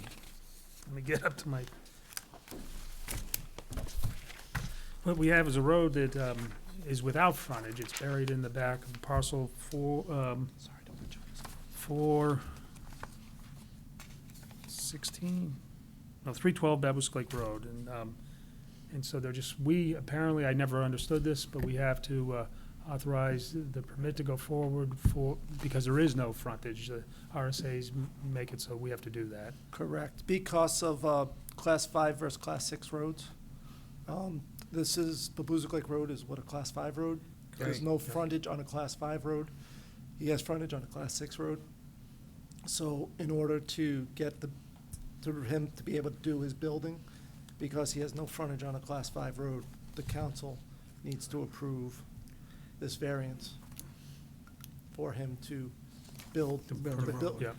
And I believe, if I'm not mistaken, you are raising a house that's already there and basically Yes. constructing on the same footprint. Correct. And then for 50 years, we've shared the. You do have to come I'm up to a sorry, but mic. you might have to come up to a mic, only because, for the record, it's gonna be in there. Sorry. You could please just state your name and your address.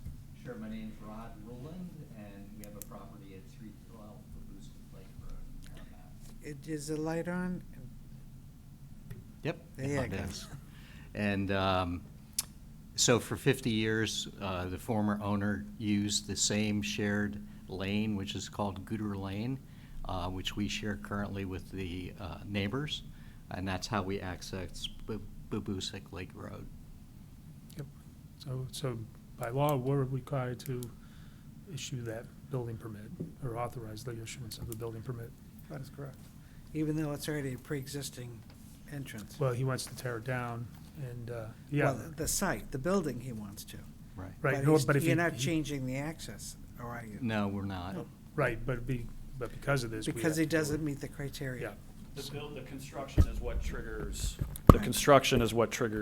this coming before you. Right, 'cause it's a Under permit to do it. 674-41. Yeah. So are we all good? Understood. Lon, did you have a question? Or? Yeah, I just want to be sure I understand. The access is a shared Think of it driveway? as a shared driveway. It's roughly 2/10 of a mile from Babusk Lake Road to our home and our neighbor's home. So it's a gravel lane. And you're willing to take the risk that that's going to go on and on and on in terms of Well, having we that we have available an to you. easement to use the lane, which is their property. They own the road frontage. Thank you. Thank you, Lon. Somebody like to make a motion? I think you're Bill Boyd, yes. Okay. I would like to make a motion to approve the issuance of a building permit on a lot without frontage in accordance with the requirements of RSA 674:41, and you don't need anything to Just the sign. address, I would think, 312 Bevis Lake Road. On 312 Boosick Lake Road. Okay, any further discussion of the motion? Seeing none, I'll call the question. All those in favor, did you have a question, Andy? Oh, sorry. All those in favor? Oh, hold on. I got a friendly amendment, sorry. Oh, friendly amendment. The municipality neither assumes responsibility for maintenance of said private road nor liability of any damage resulting from the use therefore, and prior to the issuance of a building permit, the applicant shall produce evidence and notice of limits of municipal responsibility and liability has been recorded in the county registry of deeds. I did read that in here. I'm glad you caught us before anything happened. With it, Yes, yes, yep. and I will accept that at friendly amendment. Thank you. And the second will as well, I presume. Who was the second? Well, what? Did nobody make a second? Second. Oh, Andy accepted that as well. So, okay. Yeah. Without further discussion, I'll call the question. All those in favor signify by saying aye. Aye. Aye. Opposed, abstain, 5-0-0. Thank you very much. Sorry for keeping you so late. Thank you, Steve. He was Appreciate it. entertained. Yeah. Yeah, it's like visiting the dentist, right? All right. Paul, I think we were up to your town manager's report right at this point. Due to the lateness of hour and knowing that we still have several other items on the agenda, I just want to inform the council that the Rotary is going along as planned. The telephone poles are down. So now you'll start seeing some cement work and the rest of the curbing go in. And we are still on track, weather permitting, before October. So, before October. Excellent. Very good. Thank you. Thank you very much. All right, next item on the agenda is consent agenda item. Council will consider the acceptance of recommended changes to Chapter 92, amusement devices of the Merrimack Town Code pursuant to Charter Article 5. And this is just changing the number of So moved. machines. Motion by Nancy, Second. second by Andy to move the consent agenda. What did it stack down? All those in favor signify by saying aye. Aye. Opposed?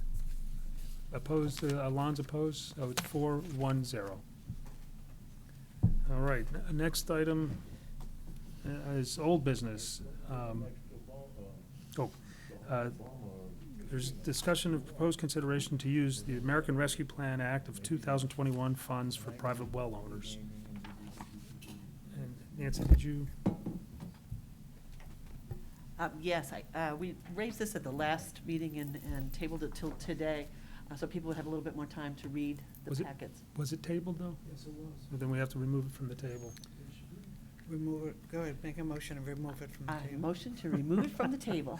Second. Pick it Motion right by up. Nancy, seconded by Nancy. Harrington is the second. But all those in favor say aye. Aye. Opposed? Abstain. I'm assuming 5-0-0. All right, sorry, Nancy. Oh, we left it with a plan for our town manager to speak with Amy Russo at DES to confirm the information that I had shared and to check and see if there were any other requirements that we needed to know before we made a decision as to whether or not to apply.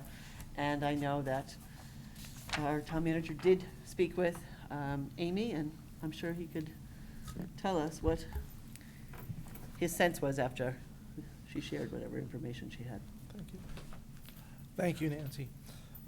Basically, I talked to Amy up at New Hampshire DES, and she has a very, very long title. I don't know how she fits it on a business card. It took up 2 lines of my memo. But we talked about basically the PFOA remediation loan fund And what that really is that you used to be able to go in for a loan, and then you would have to pay it back. Well, just recently with the law changes now, there are grants associated with this loan fund, the remediation loan fund.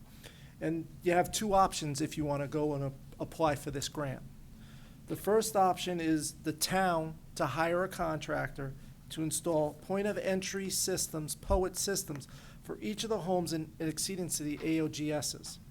This would allow the town to control and install the same POET, point-of-entry system, in every home. The town would have to complete a consolidation report.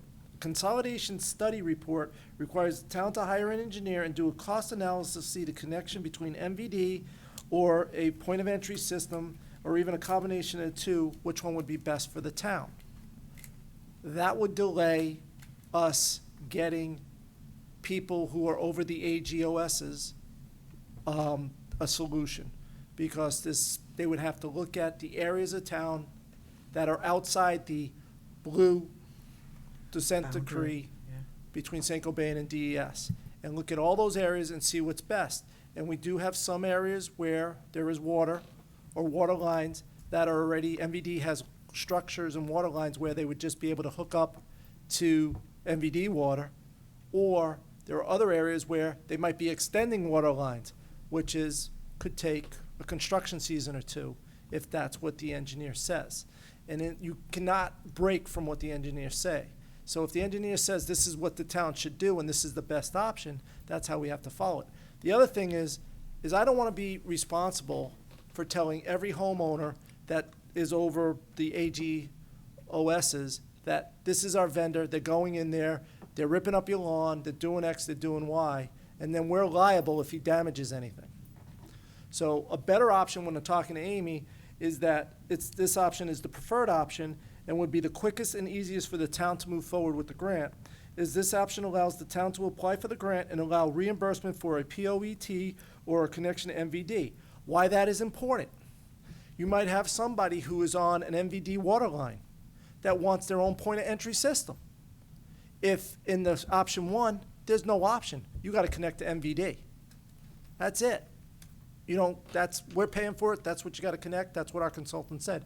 In this, they have the option to say, yes, I want to connect to MVD, or no, I want to connect in my own point-of-entry system, my own private point-of-entry system. What the town would have to do is establish conditions and requirements for reimbursement and to establish a reimbursement dollar amount. This would put the responsibility on the homeowner to find an installer and thus removing the town from that additional liability. We could help. There are websites that New Hampshire DES has for these point-of-entry systems. I believe there's installers on some of these point-of-entry systems that are on that state website. We can direct them to that. So without doing a lot of research into point-of-entry systems, just knowing what we paid for the ones we had to put in, there are 75 homes in exceedance right now. I would double that number if the council wants to move forward with the grant. I'd double that to 150, and I'd use about $6,500 for a whole home point-of-entry system. We would not pay for filter replacement or cartridge replacement. This is just the installation of a point-of-entry system in the home. And I'd go in for that amount of money, so 150 homes times $6,500. Doesn't mean every home is going to get $6,500. If they put one in, they got to show the receipt. So if they pay $500, they get $500. The other thing, too, is it's a reimbursement. The other thing, too, is I might not want to put a whole home one in. I just want to put one in my bathroom sinks and my kitchen sink, because that's all I want to put in, the ones underneath the sink. That's that. They put it in for $600. All they're going to get is $600. We're not going to change out the cartridges. It's just for the installation, the initial installation of these systems, if those are the requirements and rules. But the big thing is they have to be outside the descent decree. They cannot be inside the descent decree, because that's supposed to be handled by St. Cobain. They have to be outside the descent decree. Consent. Consent. I thought you said descent. Consent. Sorry. It's my Italian New York accent here. So, but also if the MVD happens to be there already, They could They could hook also up. hook up. They could also hook up, which would be less than $6,500 as well. Correct, correct. But again, that would be a Right, and reimbursement. that would be a reimbursement. I'm using $6,500. I have to do more homework on what a point of entry system costs. I'm just using $6,500 as Because a you know. baseline Yeah. because I know what we put in, but we were treating for a lot of different things as well, and it wasn't just PFAS. Any disadvantages that you could see? The only disadvantage of this is that it becomes finance's issue to do reimbursements. And just puts more work on the finance department, which they are very capable of doing. And you have full faith and And I have full confidence. faith they will do that. Any commitments for the town, be it by accepting a?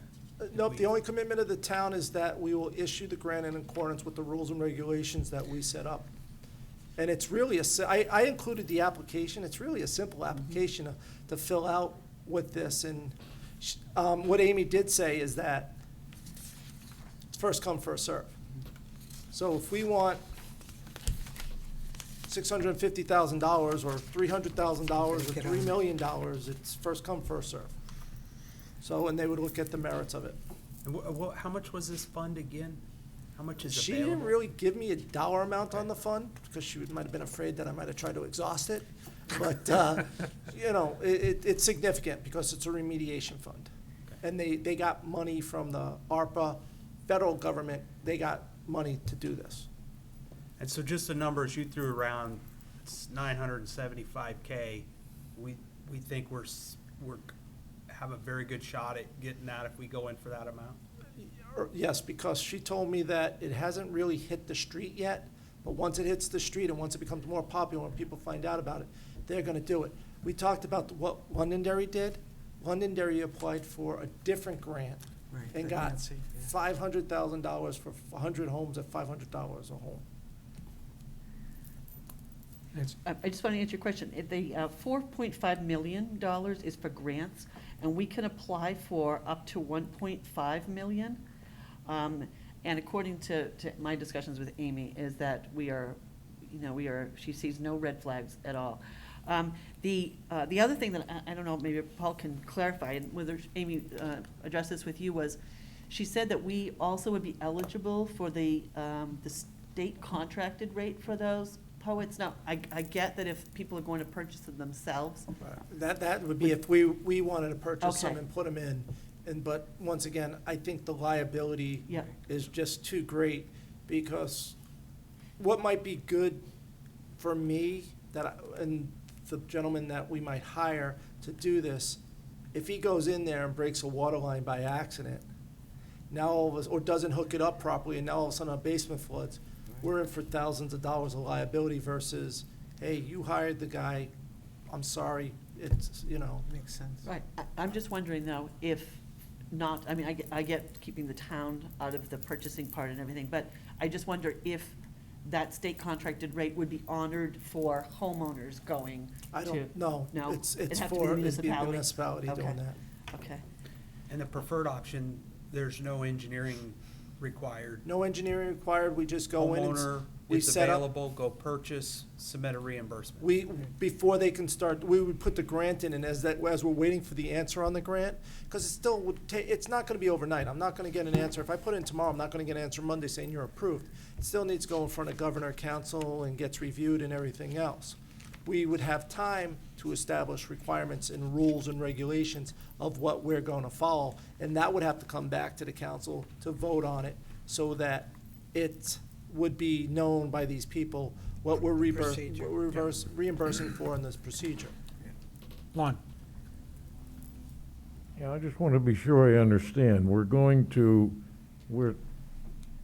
contemplating applying for a grant of a pool of money, Correct. which we are going to be the agents to disperse to private homeowners for point-of-entry treatment systems for wells outside of the blue line. Correct. Or MVD. And finally, that means other than staff time and administering and whatever, there's no cost to the town. That is correct. Thank- That is what I was told. I like option 2. What's the pleasure? Make the motion. Oh, sure, okay, thank you. Before I do that, can I just say one thing? Absolutely. I had some questions that I thought, if anybody's listening to this, that they, some residents might have. As Paul said, we only know of 75 homes outside the consent decree area that are testing over the AGQS. But it's likely that there are far more. When I spoke with Amy, she said to make sure you put in a significant overage, she said, because it's better to lock in the funds and have them available to you than under anticipate and then not run short. She said, because you won't get what you don't need, so it's better to sort of, consider a larger group than we know of. The other questions that I had was, DES is in the process of testing. I think they're 24, 25 right now that they're working on, but the process is a little slow. And so if homeowners recognize that this is an opportunity, people may not want to get left out and say, hey, I need my well tested, but DES said they can't do it. So I reached out to Amy today, and I just asked what direction we could give to people who may be interested in applying for this or finding out if they would be eligible for this. The question, if I live outside the consent decree area and your home hasn't been tested yet by DES, are there specific requirements that I must meet to be considered eligible for DES testing? There are no specific requirements. They can request sampling from the New Hampshire DES at private well testing request form, New Hampshire PFAS investigation. Who do I contact to be put on a list for that testing? The same link. What is the approximate wait time for DES to test my well if I'm put on the list at this point? She said the samplers are continuing to do a targeted sampling approach where they are following the results and using the 500-foot radius around known exceedances. Having said that, it's still beneficial for residents to request sampling at that link that I provided. So if your neighbor is an exceedant, many people here have received a letter saying a home within 500 feet of yours is tested. That's a big clue that you may want to get on that list to have it tested. I asked if the wait will be long to have your well tested. Can somebody else do this at my own expense maybe? Who does it? And what will I need to ask for to make sure that that specific testing will be in compliance with whatever DES would do itself? A resident can sample themselves, she said, or have someone sample PFAS for them. There's a list of people here, and she provided me with New Hampshire Small Public Water System Contractors. It's on the DES website, an environmental fact sheet. So if they look up New Hampshire Small Public Water Systems Contractors, that information is there, who might be able to do it. The request can be for PFAS in drinking water. The lab will know to use the approved EPA method, and this method returns 29 different PFAS compounds. They can request to have the sample analyzed for just the 4 regulated compounds to save money if they're paying for it themselves. We ask, this is DES, if a resident performs their own testing, that they provide these results to New Hampshire DES. They just need a copy of that lab report. It can be emailed to. The town will have to determine how they want to, go forward with the grant. So there are options, and I think it's a great step. But Nancy, could I yeah. suggest that Sure. you put those questions and answers on the website? Sure, I think that'd be great. Because I think someone could be watching, and I didn't get it, and they'll Yeah. be calling, and just do a little blurb, important questions and answers related to new PFAS, whatever, you know what I'm talking about. If you just send that to me, Nancy, Okay. we'll get them up on the website. Okay, great. The one thing, once again, I want to remind everybody, this grant is only for anybody who's over the 12, the 15, the 18, and I forgot which other, the third one, 11, the four known for groundwater drinking. It's only for those people that are in exceedance of that. And outside the consent And out, decree. the blue, what we refer to as the blue line, that the state has agreed to. Was Okay, a, yes. Pardon? it was AGQS. AGQS. Yeah, I said Right now I'm OS. going, what's Yeah. O? Well, I was afraid to O and ask because I Q. should have known, of course, so. Yeah, ambient groundwater quality standards. Yes, I yeah. like O better, but, So, yeah. Yeah, So Nancy's gonna make a motion. yes. I So am did gonna, you- okay. It's your baby, I I want to know this is, I'm excited. I would like to make a motion to, I guess, allow our town manager to apply for grant funding from the PFAS Remediation Loan Fund to provide reimbursement for point-of-entry treatment or connection to public water supply to those private well owners outside the consent decree area whose private well PFAS testing exhibits exceedance of one or more of the 4 regulated PFAS AGQS and meet the grant requirements. Also, to allow the town manager to expend those grant funds and for him or his designee to sign documentation. Nicely done. And for the town manager to come back with the help of Nancy, of course, to the council for the requirements, reimbursement requirements. I'll second What that. he said. Thank you. Very quick. Yeah. That was a long one. Yes, any, nice motion. Would you like to speak further to the motion?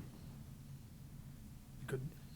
Good, I think that's it. I think it's Yeah, good. Thank you. All right, with no further discussion, I'll call the question. All those in favor of the motion signify by saying aye. Aye. Opposed, abstained, 5-0-0. Thanks, Nance.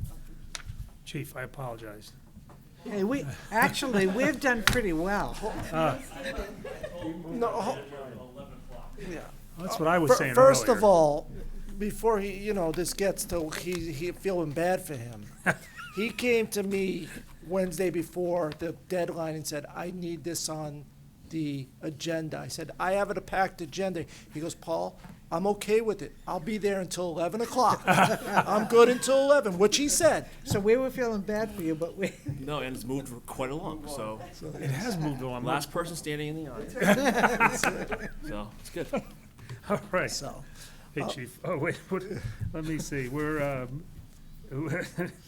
item number 2 under new business. It's for the council to consider a request to expend $250,000 from the Communications Capital Reserve Fund for the replacement of current record management system, RMS, and computer-aided dispatch with a new system called CSI. This RMS will integrate police and fire into the same program. So I'm just going to give a quick synopsis because of the hour. But this has been a 3-year culmination of looking at several different programs, looking at what's best for the town of Merrimack, looking at which way the state was going to go with their record management system.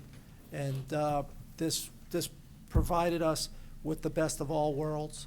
It appears, Chief will say, but CSI seems the way the state is moving. There are other 2 or 3 already that have been or started the integration into this process. Yeah, I so believe. CSI Computer Square Incorporated won the state RFP. They went live a couple months ago, so the troopers are actively using it and integrates all the citations, court documents, just streamlines reportings for accidents. So it's a very robust program that's pretty user-friendly. As you're aware, we've talked about our current record management system. It's antiquated, very great customer service, good to deal with. But like I said, I think this could be something a little more user-friendly. More and more agencies are signing on to this program. Ideally, in my opinion, in an ideal world, the state would be every single PD would be on the same exact records management system, so we can share information with each other back and forth. So a lot of current RMS systems are ending their life. So a lot of people are starting to explore others, and I know there's several communities around here that are looking at this as well. So just looking to remove the funds from the Capital Reserve Fund to actually purchase it and get going with this and hopefully get in their timeline. Very good. Any questions of the chief? So is the capital. Go ahead. I'm sorry. Is the capital reserve from a little bit from each, from the police and the fire? Or? We have one communication capital reserve fund Just that for that. handles just for dispatch and records management and call recording. And when we upgraded a couple years ago, Right. we used this for dispatch. We used this system. So we have been putting money in. It was in the budget in 2017, 18, or 18, I think 19. we started around back there. then. Yeah, we started. We thought we were going to be able to move forward, but through searching and everything else, it's been delayed, and so the 'Cause it money is sounds already set familiar. aside for this project. So we have enough money in the capital reserve to cover this. Fortunately, the company worked with us, did a little negotiating, so Okay. we got there. I think it's $4,000 difference, which I'm sure you would agree we can find. Okay, I'm done. Very good. Andy and then Lon. I just want to make sure, because this is for the fire and the police department. Fire's department's on board with this as well? Correct. Okay. Yes, they have signed off on this.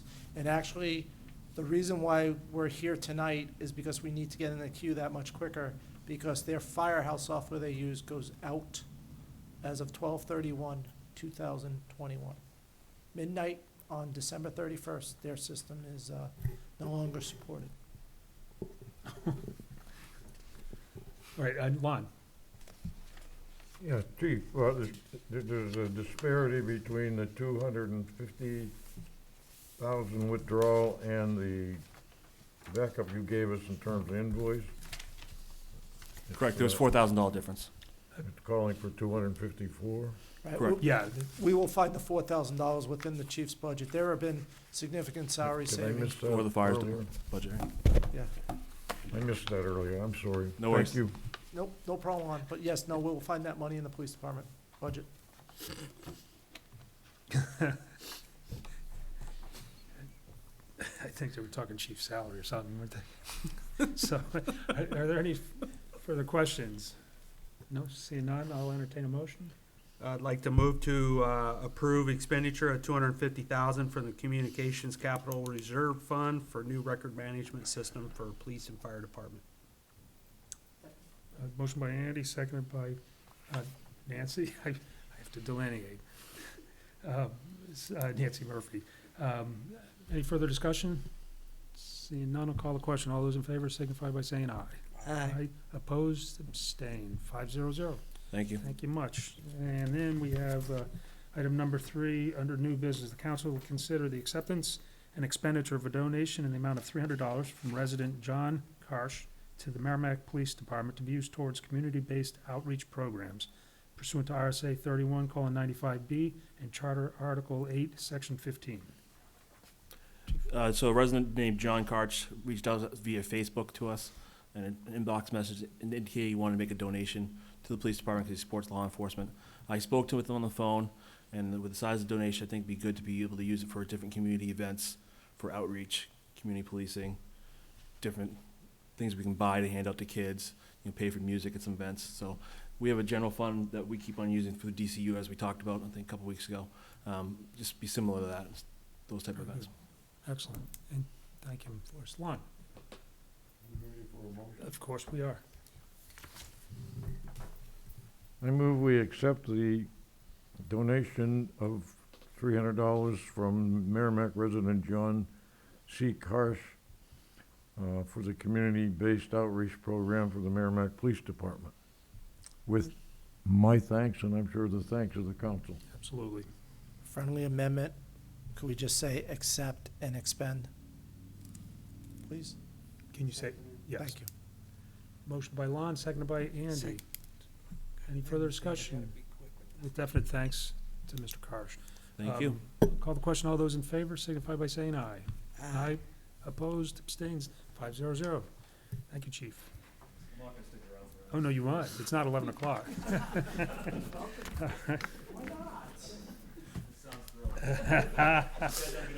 So, Take care now. We can make this as short or as long as you would like. We can do our quick presentation of the MS 434, or if the council would like, we can just give you a quick synopsis of why we're in front of you for the 434. Basically, during the budget season, we came and asked the council for $1,650,000 to be used out of fund balance to support the 2021-22 budget. And we're just asking if the council still wants to use the $1,650,000, or if they see, if they would like to make a change to that number, either up or down. And that's to reduce taxes, right? That is correct. Right now, our current tax rate will be $4.02 on our new assessed value. During the budget season, we were planning on estimating a 32-cent increase from our rate. If all apples to apple comparisons on the value were put from, if we used this current year value and put it last year, we are going up 30 cents. Our tax rate would be going up 30 cents. We were looking at 32 cents. The reason why we were looking at 32 cents is because we had the 4 firefighters at $460,000. We had some other increase in expenditures that brought those up. New Hampshire retirement was a big one, over $500,000. That's right. So we had some major expenses that were incorporated in that 32 cent increase when we were estimating back in February. Right now, it's estimated to be 30 cents. The reason why I keep saying it's estimated to be $4.02 is because we do not know our state funding, nor will we know our state funding until we set our tax rate. And the state funding is our meals and rooms, which is about $1,300,000. That could be we can get flatlined at 1.3. It could be a lot more. It could be a little bit less. Railroad tax, we get some money from the railroad tax. They don't have that number. And they don't have a couple other state numbers that we normally get. And we won't have those numbers probably for a little bit longer. But we need to get the MS 434, we need to get in as soon as possible to help us get in the queue for tax rate setting. So, I know that was a long-winded question/answer, a synopsis for the council. Do you want to see the presentation, or are you good? We have a very healthy fund balance still. We're still at $7 million, over $7 million, I believe. It's what, Tom, 6 point what percent? 7.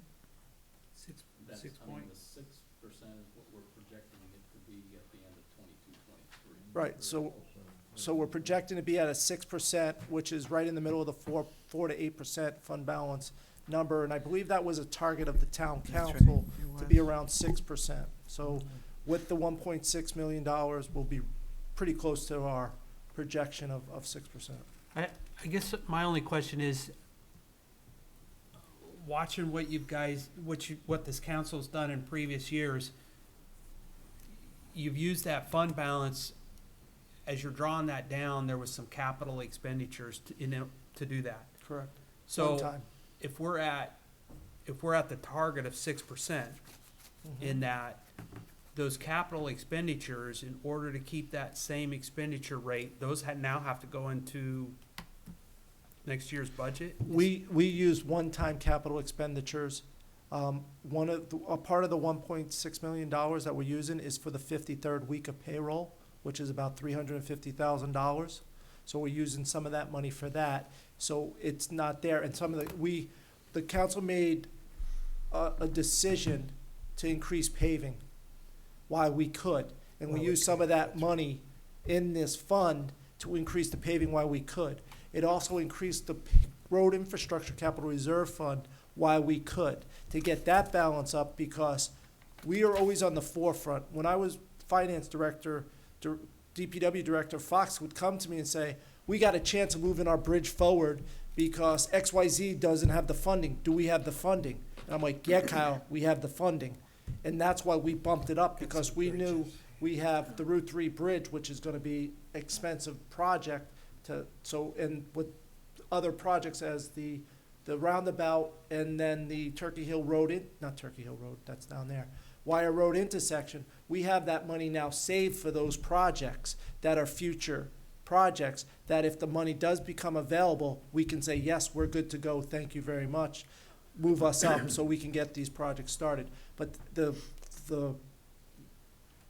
answer to your question is that those were always put to help us get ahead of paving, knowing that eventually we're gonna have to kind of back those out a little bit. Okay, perfect. Thank you very much. It's always nice to be reminded what decisions you made, too. I mean, it's like, yeah, of course, that's, you know? I'm going back 14 months. I know, after all.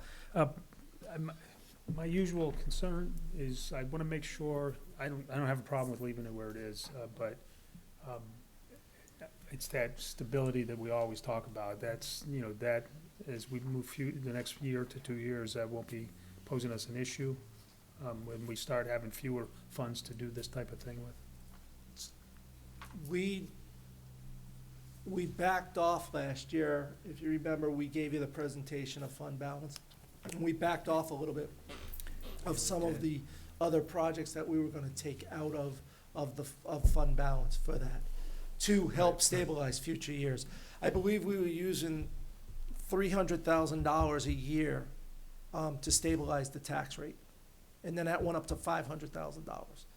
So we have been using fund balance to stabilize the tax rate.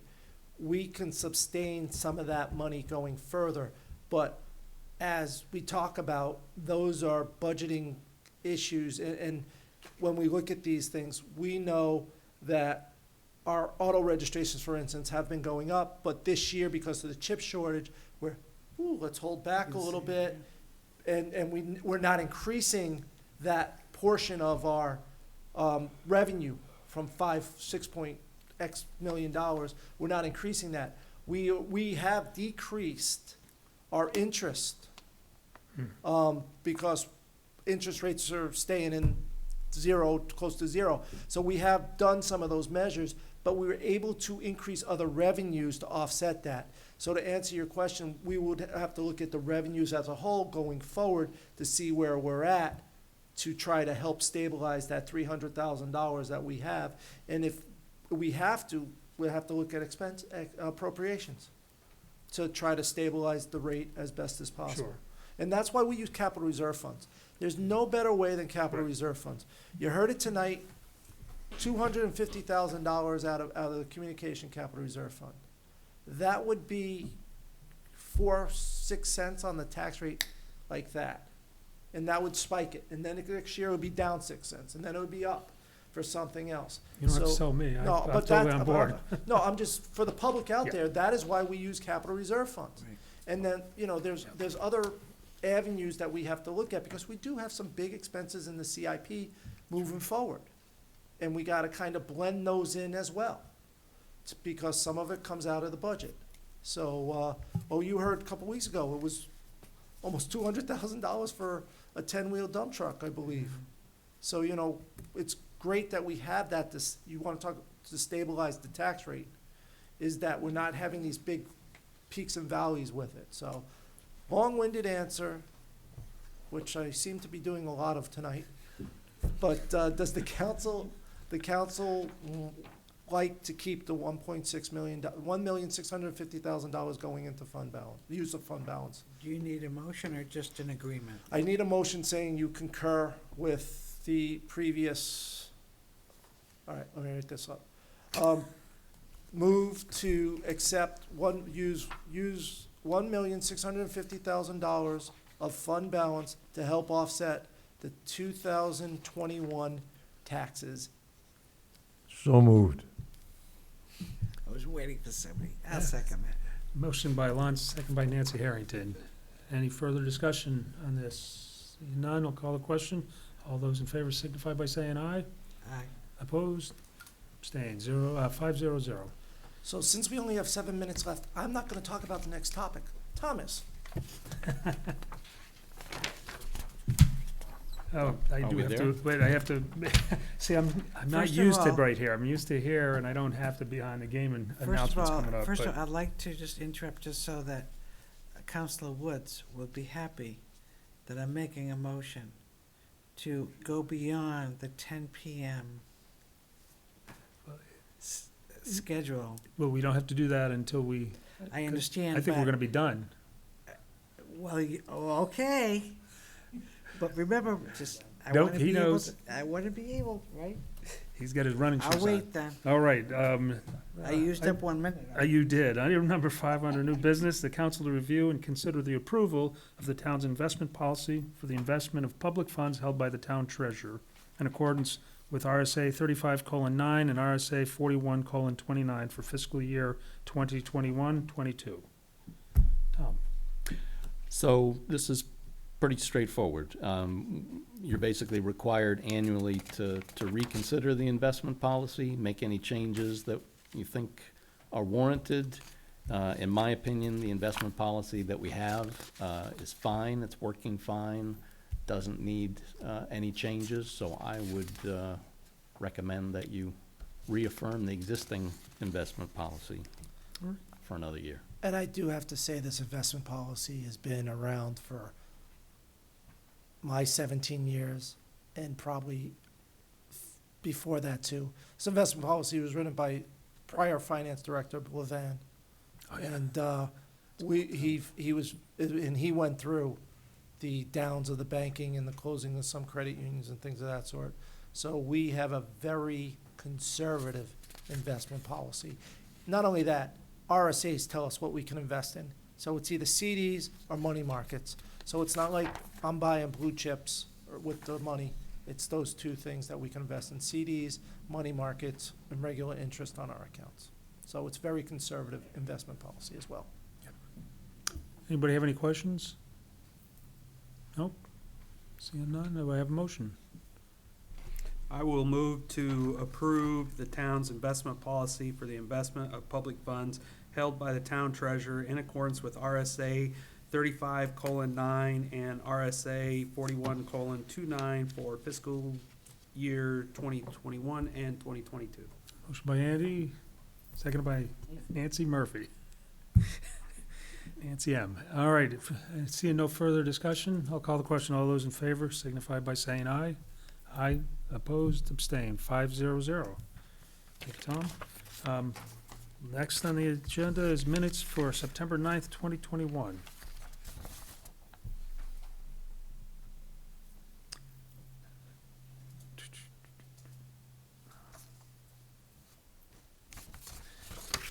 Anybody have anything there? No?